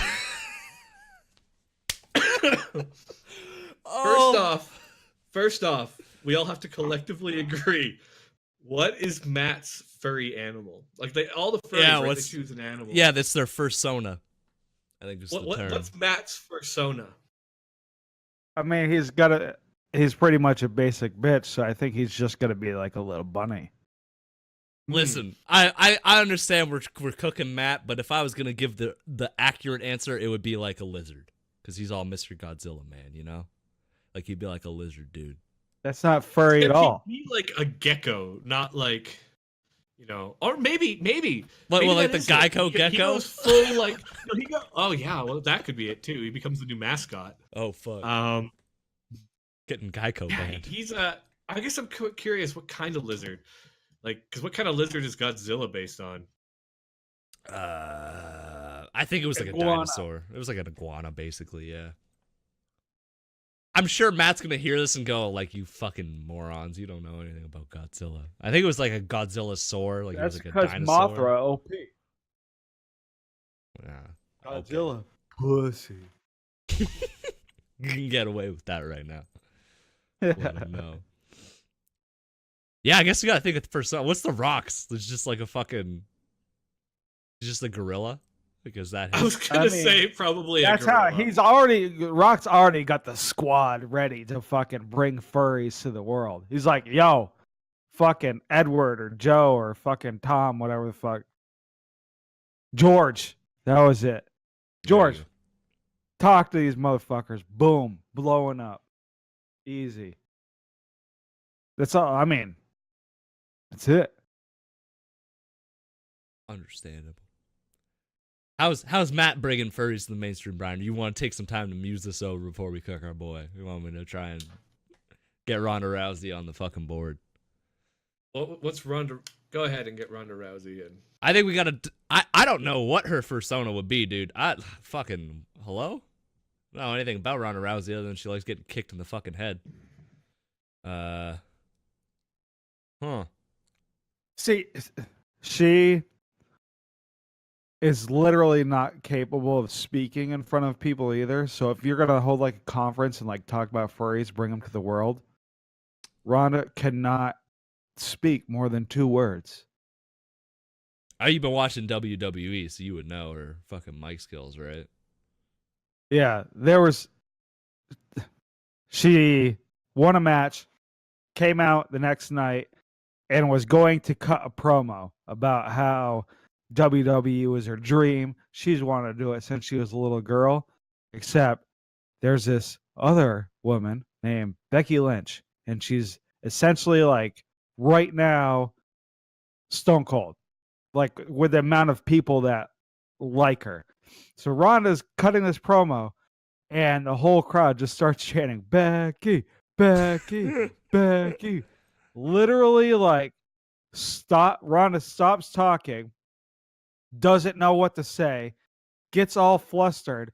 They had to send another wrestler out there to, like, wrestle her because she was frozen and literally did not know what to do. Unlucky. Just stood there. That's rough. Yeah. Man, I don't know. I think that Holly Holm fight fucked her up pretty bad, honestly. Yeah. Granted, like, after that, they had the match. She cut another promo, and it was, like, her best promo she's probably cut. But it was based on, like, her first promo was all based on, oh, this has been my dream. That was never going to work. Becky came out after her match, and she's like, I'll literally fucking punch your face in. I was punching people's faces in when you were a little girl. Da-da-da-da-da. Like, that's because she can say that because that's real life. You really were punching motherfuckers' faces in. That's a lot easier to say than, oh, this has been my dream. Shut up. Bryce's not a fan of Ronda Rousey in the WWE, but I like her wrestling, but yeah, not her talking at all. She needs there somebody you to go. speak for her. Just no mic person. Anyway, Yeah. I don't know. What I feel like, going off that, I don't know what her persona would be. I'm not even going to try and guess. I don't fucking have any idea. I think that's a personal choice I can't make for her. Not a great public speaker. I think we got to get her mad, right? So I think what's going to happen is she's going to try. All of a sudden, not going to go so great, right? I'm going off what Bryce said here. She's going to get pissed and she'll be like, listen, I'm going to put you in a fucking armbar if you don't like furries. And everyone's like, all right, shit, I'm sorry, Rhonda. I didn't mean it. All right. I didn't mean it. All right, we're okay now. We're cool. Don't worry, okay? And that's If you how had two choices, though, to get put in an armbar by Ronda Rousey or The Rock, like, which would you rather not have? I'd rather The Rock put me in an armbar than Ronda.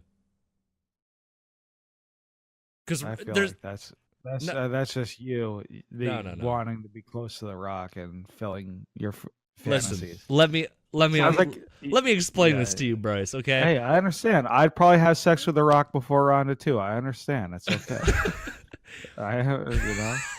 He's just that dude. Listen, Yeah. The Rock's a charismatic man, but one thing I know he hasn't practiced is an armbar, so I might have a chance of not losing the fucking limb. I think you just yell armbar around Ronda Rousey and she does a perfect one. Just like it's like a fucking Whatever. just immediate reaction, just and she's got you. All right. So She's Terry Tate, the Office linebacker, except with arm bars. exactly. So terrifies me more chance of losing that arm to irreplaceable damage, you know? Getting it broken and all that shit. Rock, maybe he doesn't know. Maybe I can talk him down. Like, Dwayne, listen. Please let go of my arm. Just taps you on the back. I was just fucking with I you. was just fucking with you, man. Go see my new movie. I don't know which one it is. I make 40 a year, okay? Have fun. Hobbs and Shaw. Hobbs and Shaw. Shaw's the newest one. Is that fun? They're still making those goddamn movies. Holy shit. Yeah, somehow. Oh, man. I've never watched a single one. I feel like I'm missing out. R.I.P. Paul Walker. Brian, how is Matt? What's Matt bringing to us? Let's Matt bring All right, look. Here's the thing with Matt. Really, he's moments away from being ninja level of famous. All right, one way better looking than Ninja. Let's just be fair. All right, have you seen the man? I mean, the only person that competes with him is Flint. But you know, And Tina's husband. here's the thing that really happens here with Matt. I didn't catch that. You said I said Tina's husband. That was good. That was good. Good. Solid. And but Matt, you know, he decides it's been too long, right? It's been way too long. He picks back up the gloves. He gets back into kickboxing. He becomes a world-renowned fighter. And basically, he's kind of like Sonic Fox, but in real fighting, not fighting games. He shows up every game wearing his Godzilla mask, and he talks very proudly about it. And with said fame, it just becomes accepted. Nobody's gonna doubt, Matt. He is clearly his whole life been a Godzilla furry, and everybody just accepts that this is from birth. This is not, some weird choice he made in his adults. They're just like, this man is truly a Godzilla furry, and he's been that way his whole life. And it just becomes accepted, There's no doubt in anybody's mind. That's a pretty reasonable argument. Wouldn't you say, Bryce? I would say that there's more of a chance of Matt actually being a furry than there is at Matt being able to become a professional kickboxer. So yeah, Matt's either a way. solid 10-0. He'll remind you every time. He is, in fact. I have been kicked in the stomach by him. Was not a fun experience. Alcohol dampened some of that blow, but I was like, God damn. And he wasn't really even trying, bro. How did that go about? What led to him kicking you in the stomach? He said he was a kickboxer. Someone said, no way. And then I said, yeah. Matt kicked me in the stomach. And he was like, about how I thought it went. Yeah. And then, he did. And I was like, I kind of regretted that. That was a bad call. That was a bad choice. And he said, yeah, I didn't try very hard. Don't worry. Yeah. Appreciate it, All Matt. of a sudden you see Matt centering his chi and shit like that. You're like, oh, fuck. What did I get myself into? Dude, it's like an anime. He starts glowing. He's got an aura behind him. Like, oh, no. Oh. I can't remember. Does Godzilla shoot any kind of beam attack? Oh, Godzilla? Yeah. He shoots a... Yeah. Matt charges up and fires that. Yeah. Just... that's what made him such a professional kickboxer. Man, I will say... They couldn't... Before they could realize that they should ban that move, he's already at the top of the championship. People didn't even want to fight him. They were so scared he was going to Godzilla beam him because it was a natural part of his body, because the man is a true Godzilla furry. He'd probably be a mix between Godzilla and Blanca. He'd be like Godzilla with Blanca's hair. Matt's got so much Street Fighter in him that he's like a custom furry. Oh, I don't think Matt's a Blanca person, though. You might have No, offended. But he's an E Honda man and a Ryu man.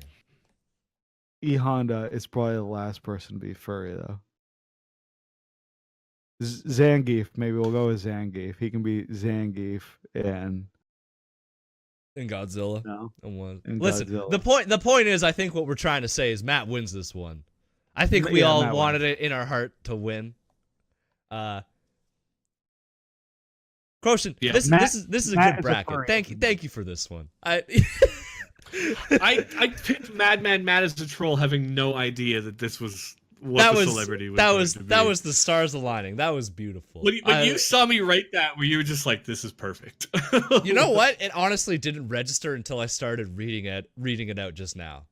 I was like, yeah, Matt, that's hilarious. And then I started reading, and went, oh wait, yeah, fuck yeah, brother. Let's edit all of that out and just be like, and Matt wins, and Brian wins, and move on to the next one. We'll cut all that talking out. That'd be the go-to answer. Okay, all right. No, the people need us to call Matt a furry. Furry Matt in the Discord. Yeah. Everybody at him. Yeah, you post you. I know you're listening. Post that fucking picture of Matt as Godzilla in the Discord again. Every time Matt comes back, he posts that shit. It's so good. Here's the last scenario. Me 1, Brian 1, Bryce 0. Hydrating, no alcohol. He's weakened. He's in his weakened state. Straight and narrow. Sons of sobriety. Uh-oh. Here's the third scenario. We've chosen our energy drink manufacturer. In a sad story that ends with several people hospitalized, consumers all over the globe are basically poisoned by a new energy drink line from a prominent name brand. Many health experts have been saying that energy drinks are hazardous to public health for years, and with this incident, the public is now convinced that they were right. Argue why your brand would cause this incident. Would cause it? Yeah. So why did your brand get all these people hospitalized? What happened? Best worst argument wins. So, have you guys ever had Nas before? Yep. No. Monster makes an energy drink called Nas. You know what Nas is though, Brian? Like actual Nas, like put in a car Nas? Yeah. Fast and the Furious type Nas. They took Fast and the Furious type Nas, like fucking nitrous oxide, whatever the fuck that fucking makes your car go fast type shit. Turbo boost it. They took the same like branding, put it into a bottle, and sell it as an energy drink. Now, if there's any energy drink, I've drank many energy drinks in my time. If there's any energy drink that I've drank that literally makes me think I'm going to die, it's probably Nas. And one of the main factors that Nas does that I've never seen any other energy drink do, when you twist the cap off this motherfucker, it literally starts smoking. Smoke comes out the top of a fucking Nas bottle when you open it. Every time I open it, I'm like, I'm pretty much gonna die. And that's pretty much what I feel like after. So, unless you're drinking fucking smoke energy drinks, I don't know. I don't think you're fucking that unhealthy. You know what I'm saying? So you think they put actual NOS in a bottle? Nitrous oxide.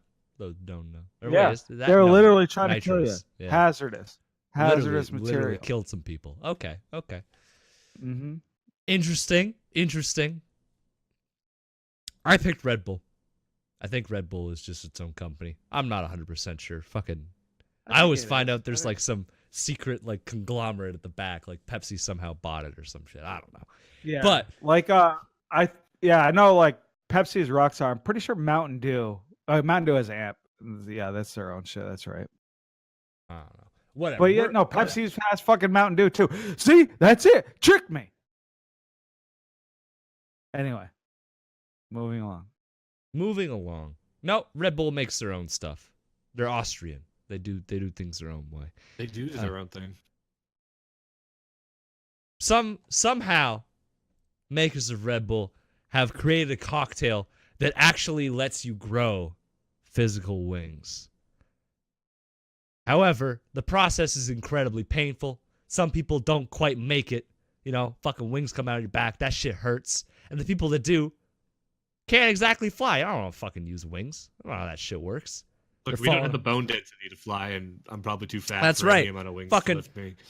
Billy Bob Now they drinks- just make chairs uncomfortable. Yeah. That's right. Yeah, Billy Bob drinks 16 Red Bulls, gets a pair of wings, and goes, fuck it, I can fly, jumps off a building. Unlucky. See, this is not going to happen though. You don't think so? You don't think so? Red Bull has already settled a like multi-million-dollar lawsuit over the fact that it does not, in fact, give you wings. That's a fucking cover. They're getting in your head. This is 3D chess, Bryce. Okay? No, this has already been. I gotta This look is it up. the now. groundwork. They're saying, no, it doesn't give Caffeinated you drinks, wings. Giant Red Bull sued Don't for worry. falsely claiming Don't their product. worry, it doesn't give you They wings. give out $10 Oh, to here's every a new person drink. who bought a Red drink Bull since W. It 2002. gives you wings. But they're not going to say it. They're going to wait till fucking people pop an angel wings out like they're on a fucking set for an X-Men movie. And then it's like, The oh, how did that Austria-based happen? firm We don't know. Deliberately misled unsuspecting customers to spend millions Listen, of pounds Lance on a premium Sterling. drink. Lance Sterling. All I'm I'm saying, gonna find some. this is 3D chess, I'm dude. trying They're to. in your I'm head. trying to find. I'm hoping somebody actually was like, "I got wings," died. That's what I'm hoping. That would be pretty hilarious. This is litigation maybe in here. Legal action. Who? No, it was something about performance enhancement. Like they were saying it could enhance your performance, and the slogan was misleading. It was something boring that they thought they actually had to do with. But this is what I'm saying. You probably tried to drink some Red Bull before the last time you had sex, and you know you did it last minute. So you sued them. You know what's PP small, so he drank some Red Bull. It didn't. I don't help. really see how Red Bull would be considered beneficial in that. I feel like you go from like bang, bang, bang, and I'm done. You know what I mean? I mean, Hey, it's all about me. It's all about me. man, I'm gonna do a fucking rabbit. yeah, exactly. Fucking 85 pumps per minute, but you're done in 30 seconds. Oops. Oh, I need a cigarette. Gotta slow this one down. Listen, all I'm saying is this is all a fucking game plan. Okay, they lay out the groundwork. It doesn't give you wings. We're just joking. Don't worry. We changed our ads, but now they got the new energy drink out. New energy drink does actually give you motherfucking wings. And now they're like, I don't know what the fucking end goal is, but it's checkmate. Whatever happened. Okay, they got him. They made the fucking frogs gay. Okay, they got him. You're growing wings. You're jumping off buildings. Red Bull causes the accident. Joe Rogan, I'm coming for you. I'm coming for you, Joe. Fun fact, he can't have Alex Jones on the podcast anymore. He'd get fucking booted off YouTube. That's unlucky. Joe Rogan. Alex Jones Did said he he'd actually come ever for have you. Alex Jones on this podcast? Yeah, he did. They smoked weed together, and he talked about like interdimensional vampires fucking sucking the life force out of children or something. It was great. It was a good one. Joe was just sitting there with a blunt in his hand, like the whole time. Joe always looks like that. It seems, He does, but like Alex is like, Joe, listen, this is the fucking biggest thing you ever heard, okay? Vampires, 8th dimension, coming in, sucking your life force. They're in the financial system, okay? They're in the government. These people are demons. And Joe's like, fucking eyes wide open. It's like, all right, man. like, where'd I get this shit? This is Jesus that Christ, good- Alex.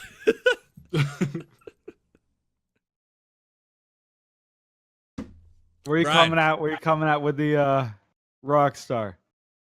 Okay, I'll be totally honest. I missed most of what the challenge was, and I was trying to determine what it was from what you guys were doing, and I'm like, oh fuck. Would you like me to reissue you the challenge so you can think of something on your feet real quick? I'll be a proper podcast host and listen this time. Excellent. In a sad story that ends with several people hospitalized, consumers all over the globe are basically poisoned by a new energy drink line from a prominent name brand. Many health experts have been saying that energy drinks are hazardous to public health for years, and with this incident, the public is now convinced that they were right. Argue why your brand would cause this incident.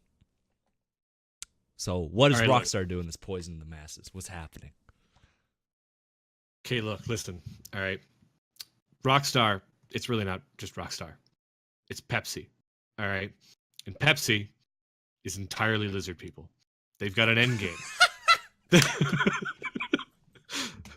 They need more lizard people. And the only way to do that is to convert the young. All right. So they find a way. They make Rockstar for children. But really, what it's doing is creating them an army. Many people are sick. They can't handle the transformation, switching from ape, silly, dirty primate into lizard people. Are we talking about Rockstar Pepsi, or are we talking about G Fuel? I think we're talking about G Fuel. I mean, realistically, Rockstar is just the vessel for Pepsi's endgame. They got to fight Coke, who's the international demons. All right. Or the interdimensional demons. Yeah. International demons. International fucking Spanish vampires. God damn it. Look, I ran out of ideas after I said Pepsi Hola. is lizard people. But Hola, I'm here to suck your blood.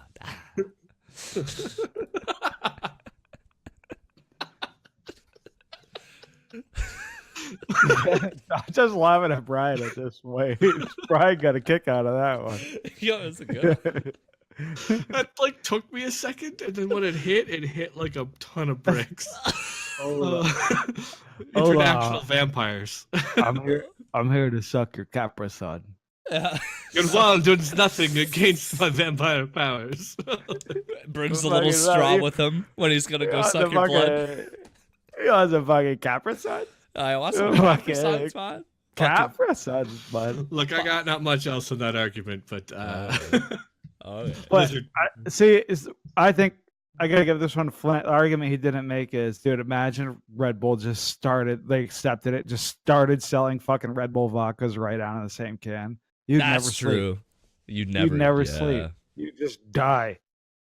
Fucking Jaeger bombs right in the fucking can. Just That's- fucking good to Yeah. get. See, that's next level marketing. Give it to me. Yeah.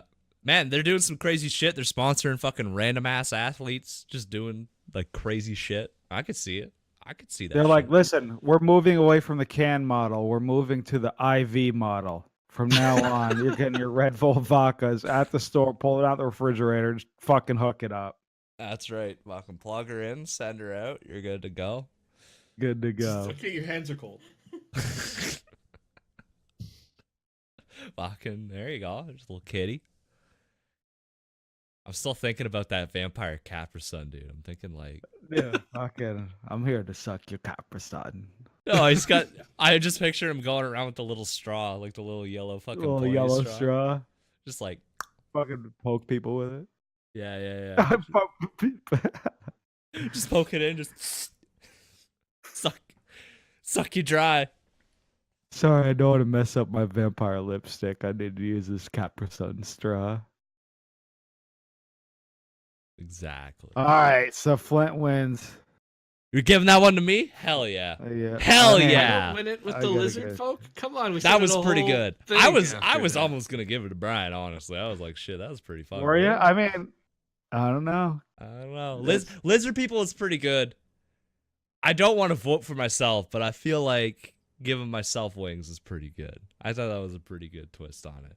I like the 3D. I felt like that was the expected answer with Red Bull. It was, yeah, a little bit. Lizard folk was at least creative. Come on. You came off the wall.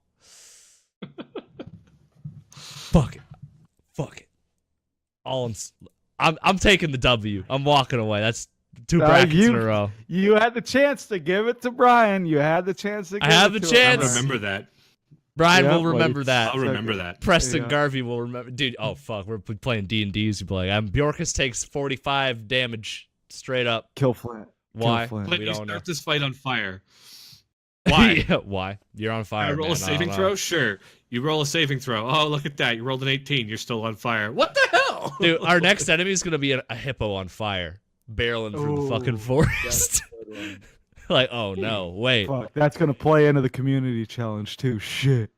Shit. Yeah. So before we go to community challenge, I just want to thank Croshen for submitting what I thought was a very solid bracket entry. It was off the wall, lots of crazy ideas. We got to call Matt a furry. I'm about That it. is staying forever. Yeah. It's like maple syrup bath, Godzilla furry. That's it. You can now call Matt a Godzilla furry, and it is part of the SQA canon, whether he likes it or not. So thank you very much for that. Discord emote. I can't believe I picked Matt as my celebrity for That's this so one. fucking good. Holy shit. I can't I get just over thought it that. would be so funny. I thought I would have to like talk Matt up as a badass, and then it's just like I won by simply picking Matt in a conversation about. Love it. I love it. Hell yeah. So thank you very much, Croshen. Appreciate If the Matt bracket. doesn't listen to the episode, and he just starts getting like added with Yeah. random Godzilla furry. That's what I'm shit. saying. That's what I'm saying. He's not going to listen to it. He's not going to listen to it. I know. He's So just here's the gonna thing. hit him with the furry shit. in Discord. Everyone just call him a Godzilla furry in Whammy Chat, okay? That's what we're doing from now on. No one explain why. He's going to have to figure out the lore for himself, okay? And that's how life works. That's how Mafia works, okay? That's how it is. So thank you very much, Croshen. And we're moving on. We have to read our community challenge submissions. We didn't get a ton, so it should be pretty quick. We wanted to know what made you salt, like when did you get someone super salty? We want to know your most memorable moment from that, when you're playing an online game and you really fucking irk someone. What's your most memorable moment from that? I know I have one kind of stored up that I don't think I've ever shared. But we'll read through the whammies first. Kurt, dude, flexing a little bit. Flexing his smash muscles a little A bit. little. A lot of bit. Says, Salty, me playing Brian in Smash. Ooh. I didn't get salty playing against Kurt. I got salty playing against Aiden though. Okay. He's throwing fucking projectiles. Nah, he wasn't even. Brian, I can't shake the maple syrup. You can't shake the projectile spam. It's just how it be, you know. It wasn't the projectiles. That I got me. understand, It but was it's too late. Try hard Aiden with Trevor's projectiles that got me. Understandable. He says, "Oh, me playing Croaster and Smash." He's flexing a little bit. He's kind of the final boss for our fucking Smash team, so I'll give it to him. He also emoted in there, so I think he's just kidding. Noob Idiot Nev says, Ooh. that's her name. I'm just throwing it out there. We could go with Nevaeh if you want. Noob idiot Nev is more fitting. Understandable. Says, I generally don't get too many salty messages on Xbox. Maybe because it's not as quick or convenient as hashtag PC Master Race. But the most recent one that made me laugh out loud was when I was playing generic MOBA game. The enemy team had a bunch of CCs and slow, so I bought Wingblade and picked up beads to mitigate some of that. We won, and not even before the game went to the scoreboard. Ooh, preemptive. I get this message from their Cupid accusing me of cheating and hacking because how the fuck did you not get slow by my ult? Put the little Nani emote in there. Says, I replied with a copy pasta description of Wingblade and said, good game. That's so fucking passive aggressive. Holy shit. Here's how this item works. Fucking idiot. Never heard from him again, but he was coming in hot with that cheating allegation. I'd like to think that I haven't heard from him again because he read my message and decided to start reading item descriptions instead of doing hot takes on how he's been wronged. Maybe it helped him learn not to buy Oboe first item too. Jesus, Nev. Fucking coming for this man's soul. What did he do to you? I mean, like, he called you a cheater, but like, goddamn. Toxic ass Xbox. Toxic. Man. I don't want cross-platform if they're that toxic over there. You gotta just 1v1 them all and come down to their level and talk mad shit when you beat them. I've learned that that's the way. Yeah. And don't pay them. Don't pay them, yeah. That's the other thing. Dance for 45 minutes on stream and then don't pay them. Unlucky. Key to success. Key to success. Brian, do you have a most salty, memorable moment? You made this challenge. Let me hear yours. I made this challenge because we were thinking back at the other ones, but I'm really struggling to think of one. Okay. Well, we could come back to you if Bryce has one. I have one in reserve if we got to go to fucking Plan C on this one, but you got one? So back in the day, one that comes to mind off the top of my head, used to play this game. It was called, I've said this before, it was called War Z before, then it got changed to Infestation.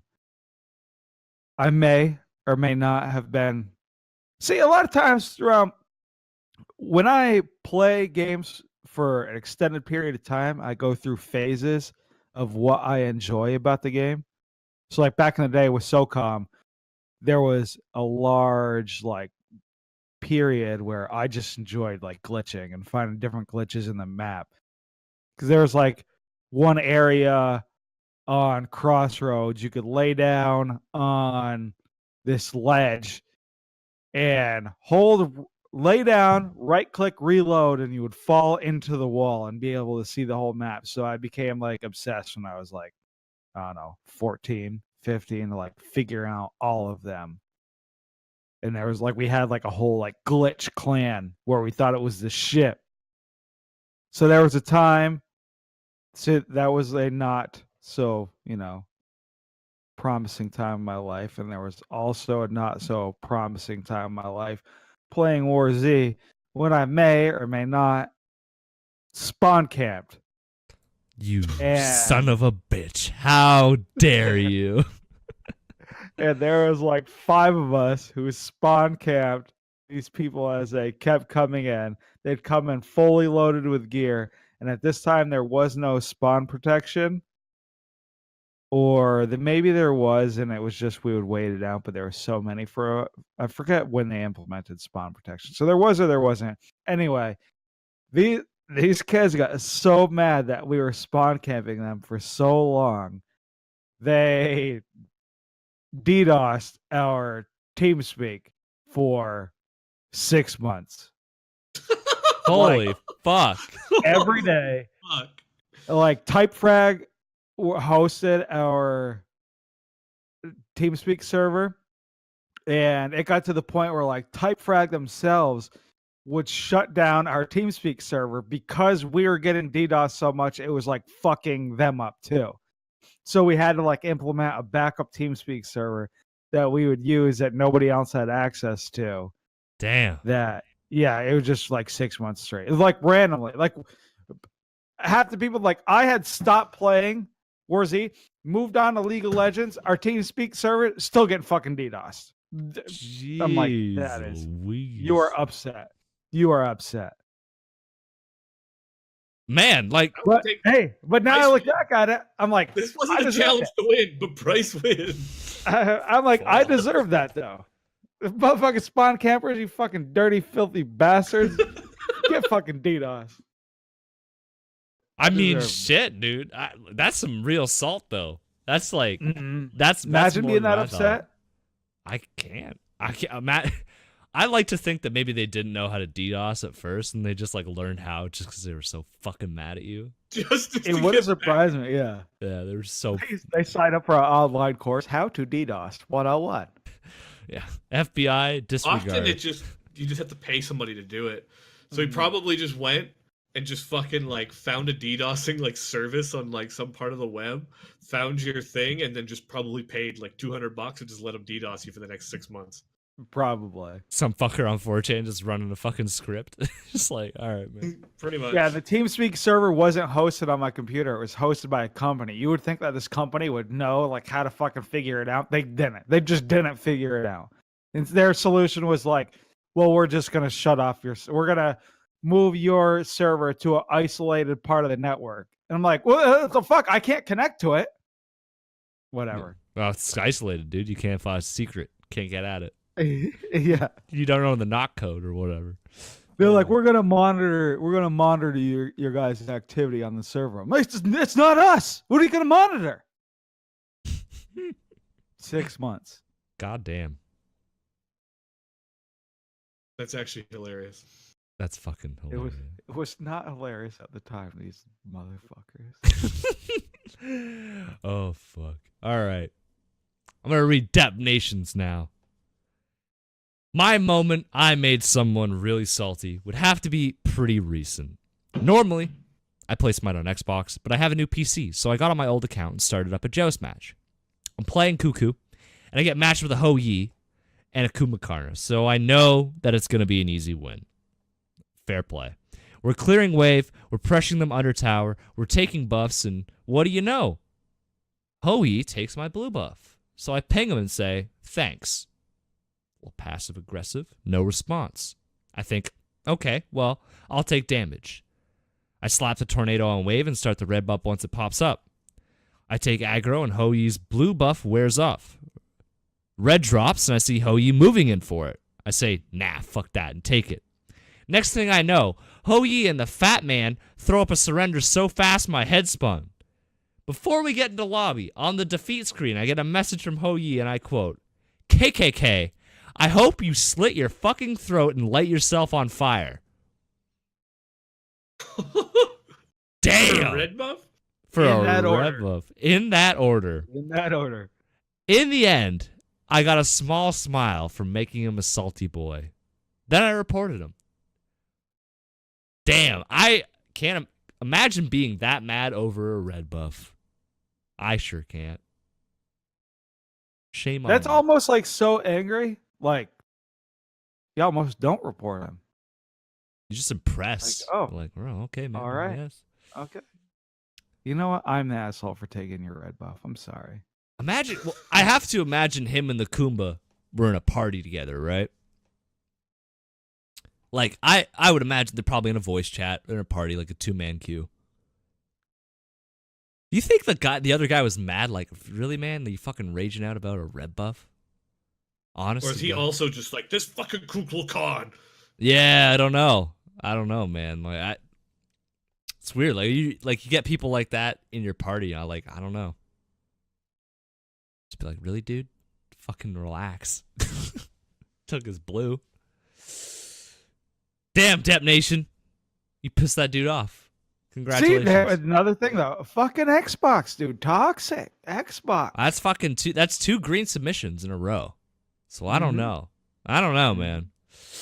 Unlucky. No, he was playing on his PC once. That's true. He was playing up, but hold on. But he's got an Xbox mentality. I was gonna say he brings the Xbox mentality. Because like there is no way somebody is typing that on Xbox that fast. You know, maybe they got the flip phone keyboard. Imagine how upset they are if they are typing that fast and took the time to type it all out. That'd be impressive. I'd be like, damn, Fucking dude, Ouija board shit there. Yeah, I know they can send you voice messages now too on Xbox Live, right? So that's some. I guess they always could. Dear Flint, fuck you. Yeah, man, I got a few of those back in the Call of Duty days. I'll be honest with you. I'll read. You know what? No, I'll do mine first. We'll read Fro Double G's last.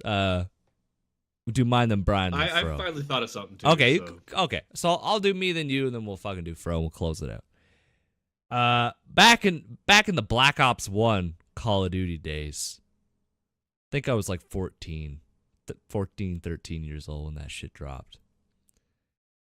I'm not proud of it. I used to fucking nuke boost. I was that guy that would throw tomahawks across Nuketown. I would fucking nuke boost with a buddy in free-for-all. Do dumb shit like I don't that. even know what that is. So that's when you and your buddy go in a free-for-all match. You hide in the corner and kill each other until one of you gets 25 kills, and then you call in the nuke. So instead of getting like an actual 25 kill streak, you're just farming your friend for free. You're cheating, essentially. But, 13 years old, we're like, that's no way to play the game. I mean, this is why I say most toxic players are like 14. Yeah, well, because you just don't give a shit. Or 12. And like, you don't really understand the concept of fair I can play and fun. guarantee you they think they're borderline an adult because in 4 years they definitely think they're adult. No, you're still not, really. I'm already an old man that hates children. All right? Yeah, man. Nah, like 14, you're just like... Fucking lawn.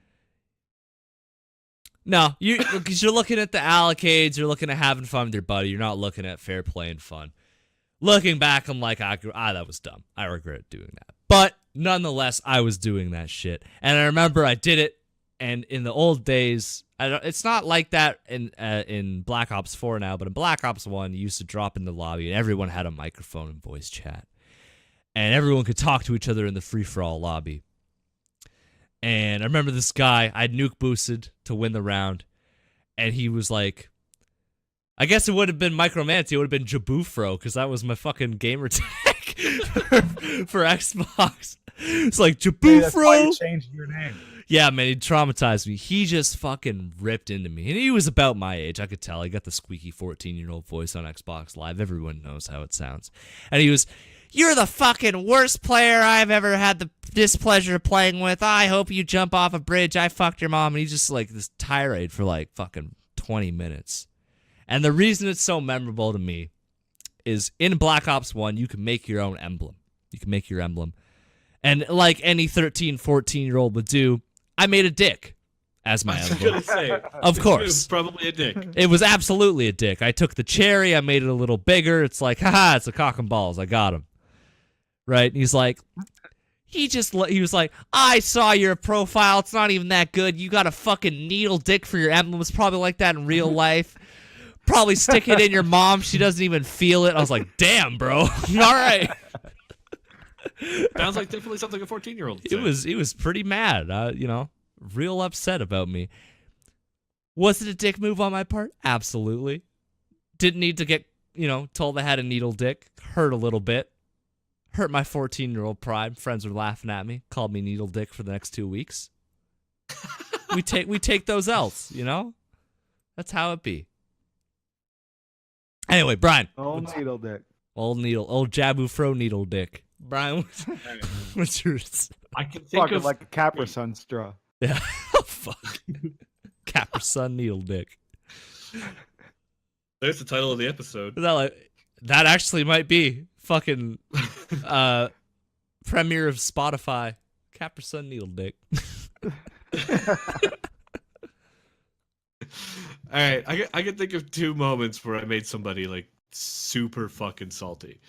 First one that came to mind was way back in World of Warcraft days. I think it was around the start of Cataclysm, and I played on a PvE server, right? So I didn't really think much of the alliance when they was in the same area, because it was PvE, not like we were gonna fight. And I remember seeing this alliance like going for a resource node, like a mining node. And I was trying to collect some mining as well on my warrior, and so I was like, okay, I kind of want this as well, but whatever, it's there. And then I see a monster like spawn, aggro, and hit him. Just tapped him, and he was probably 3/4 done mining this node. And he got tapped, and I went, fucking alliance. And I stole his resource node. I went and stole the mining or the mining node. I can't remember what fucking resource it was at the time, but mining her, anyway, I stole it because he got hit by a monster that spawned on him. Dude fucking challenges me to 3 duels. I keep turning him down. And then he switches over to his horde character to message me and just send hate at me for like 5 minutes for stealing his fucking resource node. Damn.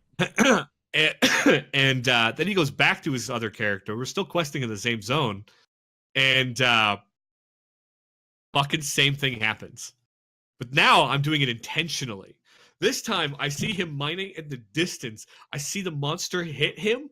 I'm playing a warrior. I'm like fucking heroic leap, like dash towards like every fucking movement ability, like popping trinket speeds and everything I've got to get there as fast as possible and start mining it. And it was like so close. I didn't know who had it, me or him. Did not know who would have it, me or him. I took his second resource though. Holy fuck. The guy just comes back, just hits me with the really, and then just goes back to his alliance. Like, logs out to log back in a second time when I steal a second node. And to be fair, the second one, like the first one, I was like, fuck him, he's alliance. The second one was like, it's him! Go! Fast! Please! Gotta steal it!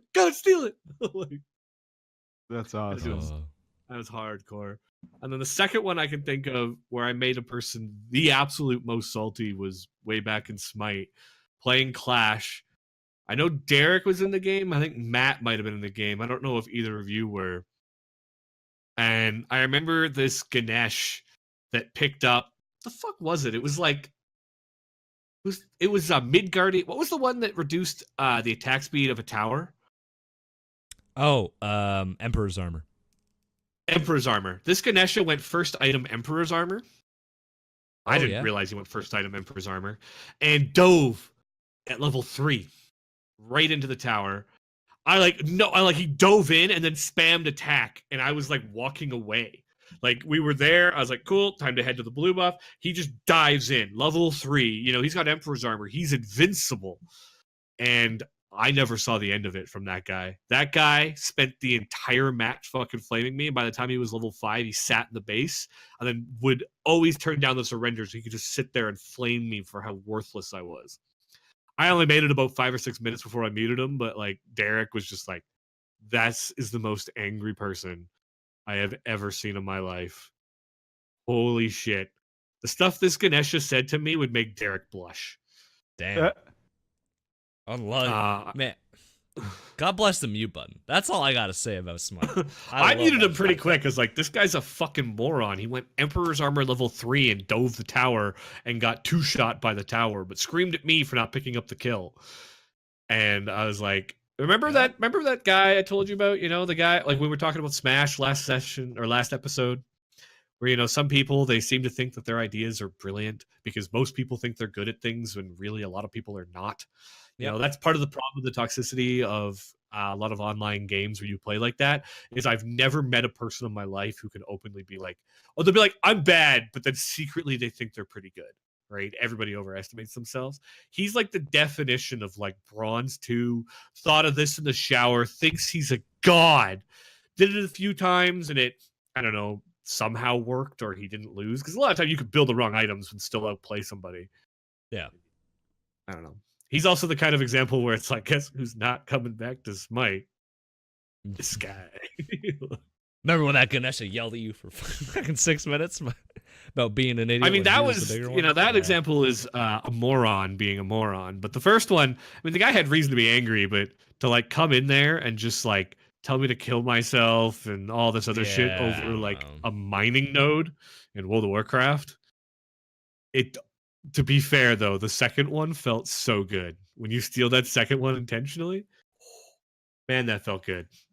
Yeah, man, those are the best ones. When you're like, you know that you're not mad at all, and they're fucking like frothing at the mouth.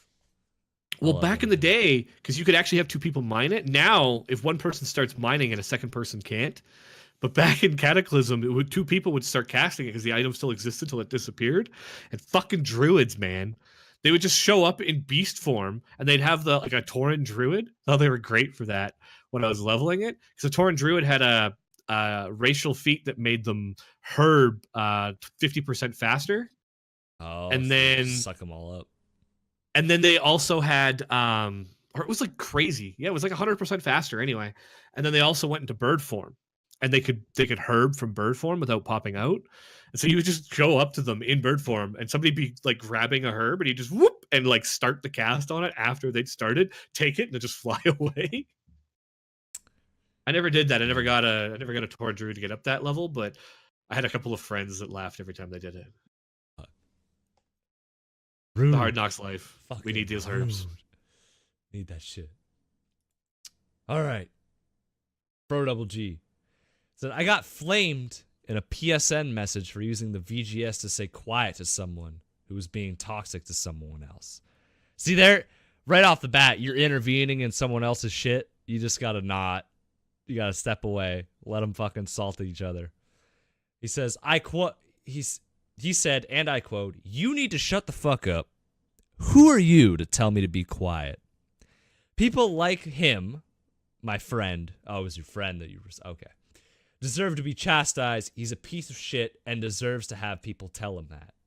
Instantly reported. Damn.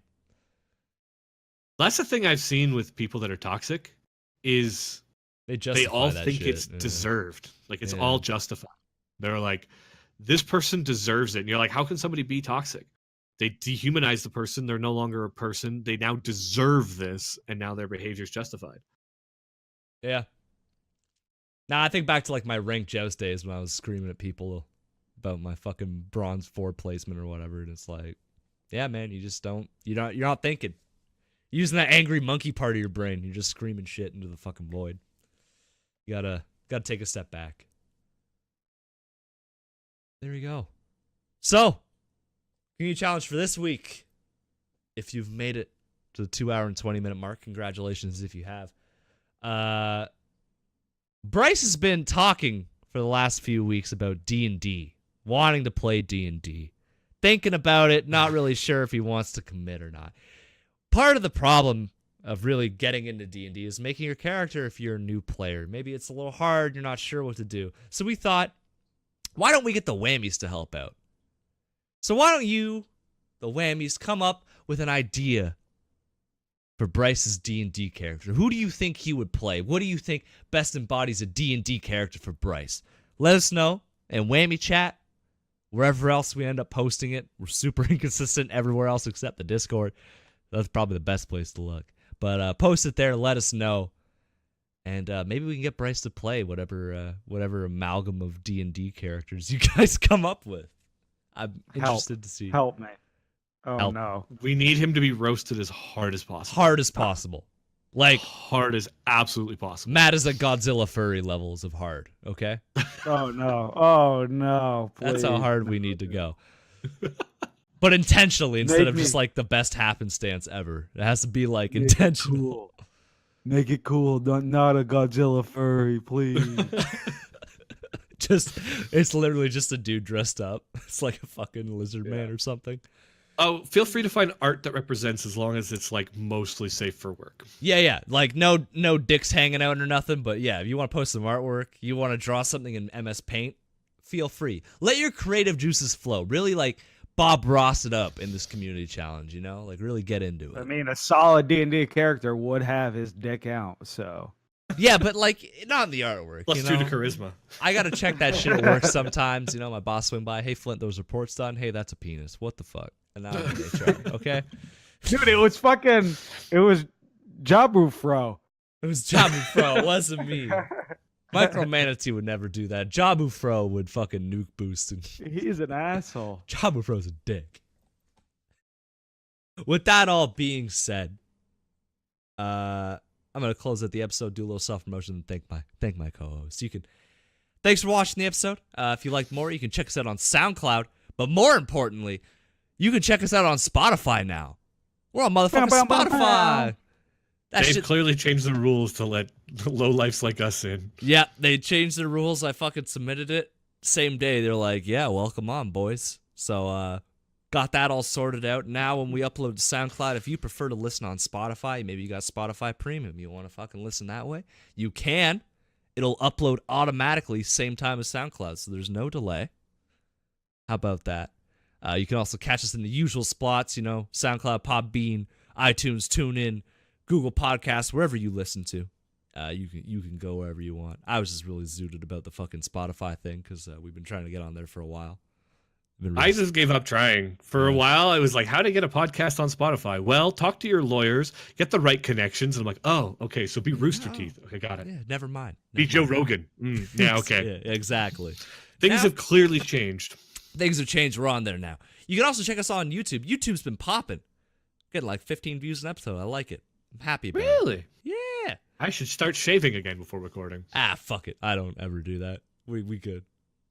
Bryce shaking his head like, I'm a beard this whole time, you idiots. I didn't even shower today. I've seriously been like, you know what? I'm in camp, and I can grow like an unprofessional beard because like, who the fuck cares? You're in camp. And then I'm like, should I try to go full Bryce? Fucking do it. And then it's like, oh, that's right. I look homeless before that. Gotta get through the homeless My mustache doesn't stop growing from my memory. It just I never grew it that far, but. Flint, you growing your hair out? My hair? Yeah. I got down to like shoulder length, maybe. I got some old hockey pictures. I had to shave it. I had to cut it because it wouldn't fit my helmet anymore. It looks like it's pretty long right now at the moment. Short on the sides, long on the top. Like the ZZ Top of podcasts and just grow like Bryce's beard and hair. Hell yeah. Hell yeah, we could. Legendary. Hell yeah. Absolutely. All right. Follow us. Subscribe to us on YouTube. It's just popping. Having a good time with that. Uploaded same day as audio now. Got my shit sorted. You want to really chat with us, you can go to our Discord. It's on the link for the audio and video episodes. It's a good time. Lots of new faces there. Usually we're all chatting, having a good time, talking about games, whatever. Calling Matt a Godzilla furry. It's a good time. It's a good time. You can also follow us on Twitter at SideQuest Arcade if you would prefer to do that. You could also follow the hosts. You can follow myself at Micromanatee. You could follow Brian at SQA_happiness. You follow Bryce at _silent reveries. Mind the underscore, very important. And you can follow Matt at Madman Matt YT. We also have t-shirts. Links for those will be in the description. If you feel so inclined, if not, no worries. Just enjoy the content. Have a good listen. Don't buy a fucking t-shirt. Don't fucking buy one. It's okay. Just listen to Buy us. it. Do it. Do it or you get fucking Capra Sun to death. Yeah, give you the Ola, and you get into the Capra Sun. It's a true combo. With that all being said, Brian, thank you very much for coming on. Appreciate it, man. Thanks for having me again. Absolutely. And Bryce, thank you for coming on, even though you're sick. It's real sacrifices for the whammies out here. For the whammies, I appreciate it. I think they do too. Got to have some Big Daddy on the show. Hell yeah, hit him with it. Hell yeah. We'll have 4 people one day. One day. It'll Not be gonna magical. promise. Not gonna promise a week because that's not. Well, how it's we like do if that. Matt doesn't have the availability to record on like the once per week I can record, or like with my fucking rotation, like Jesus. That's Although man. with Matt's new schedule, it sounds like he might be able to record more consistently. He's finally picked his kids up. Maybe we'll see. We'll never know. We'll let you know when we know. Anyway, with that all being said, you made it to the end of the episode. Congratulations. Thank you for joining us on SideQuest Arcade. We hope to see you next week. And have a lovely day. Bye-bye. Bye-bye.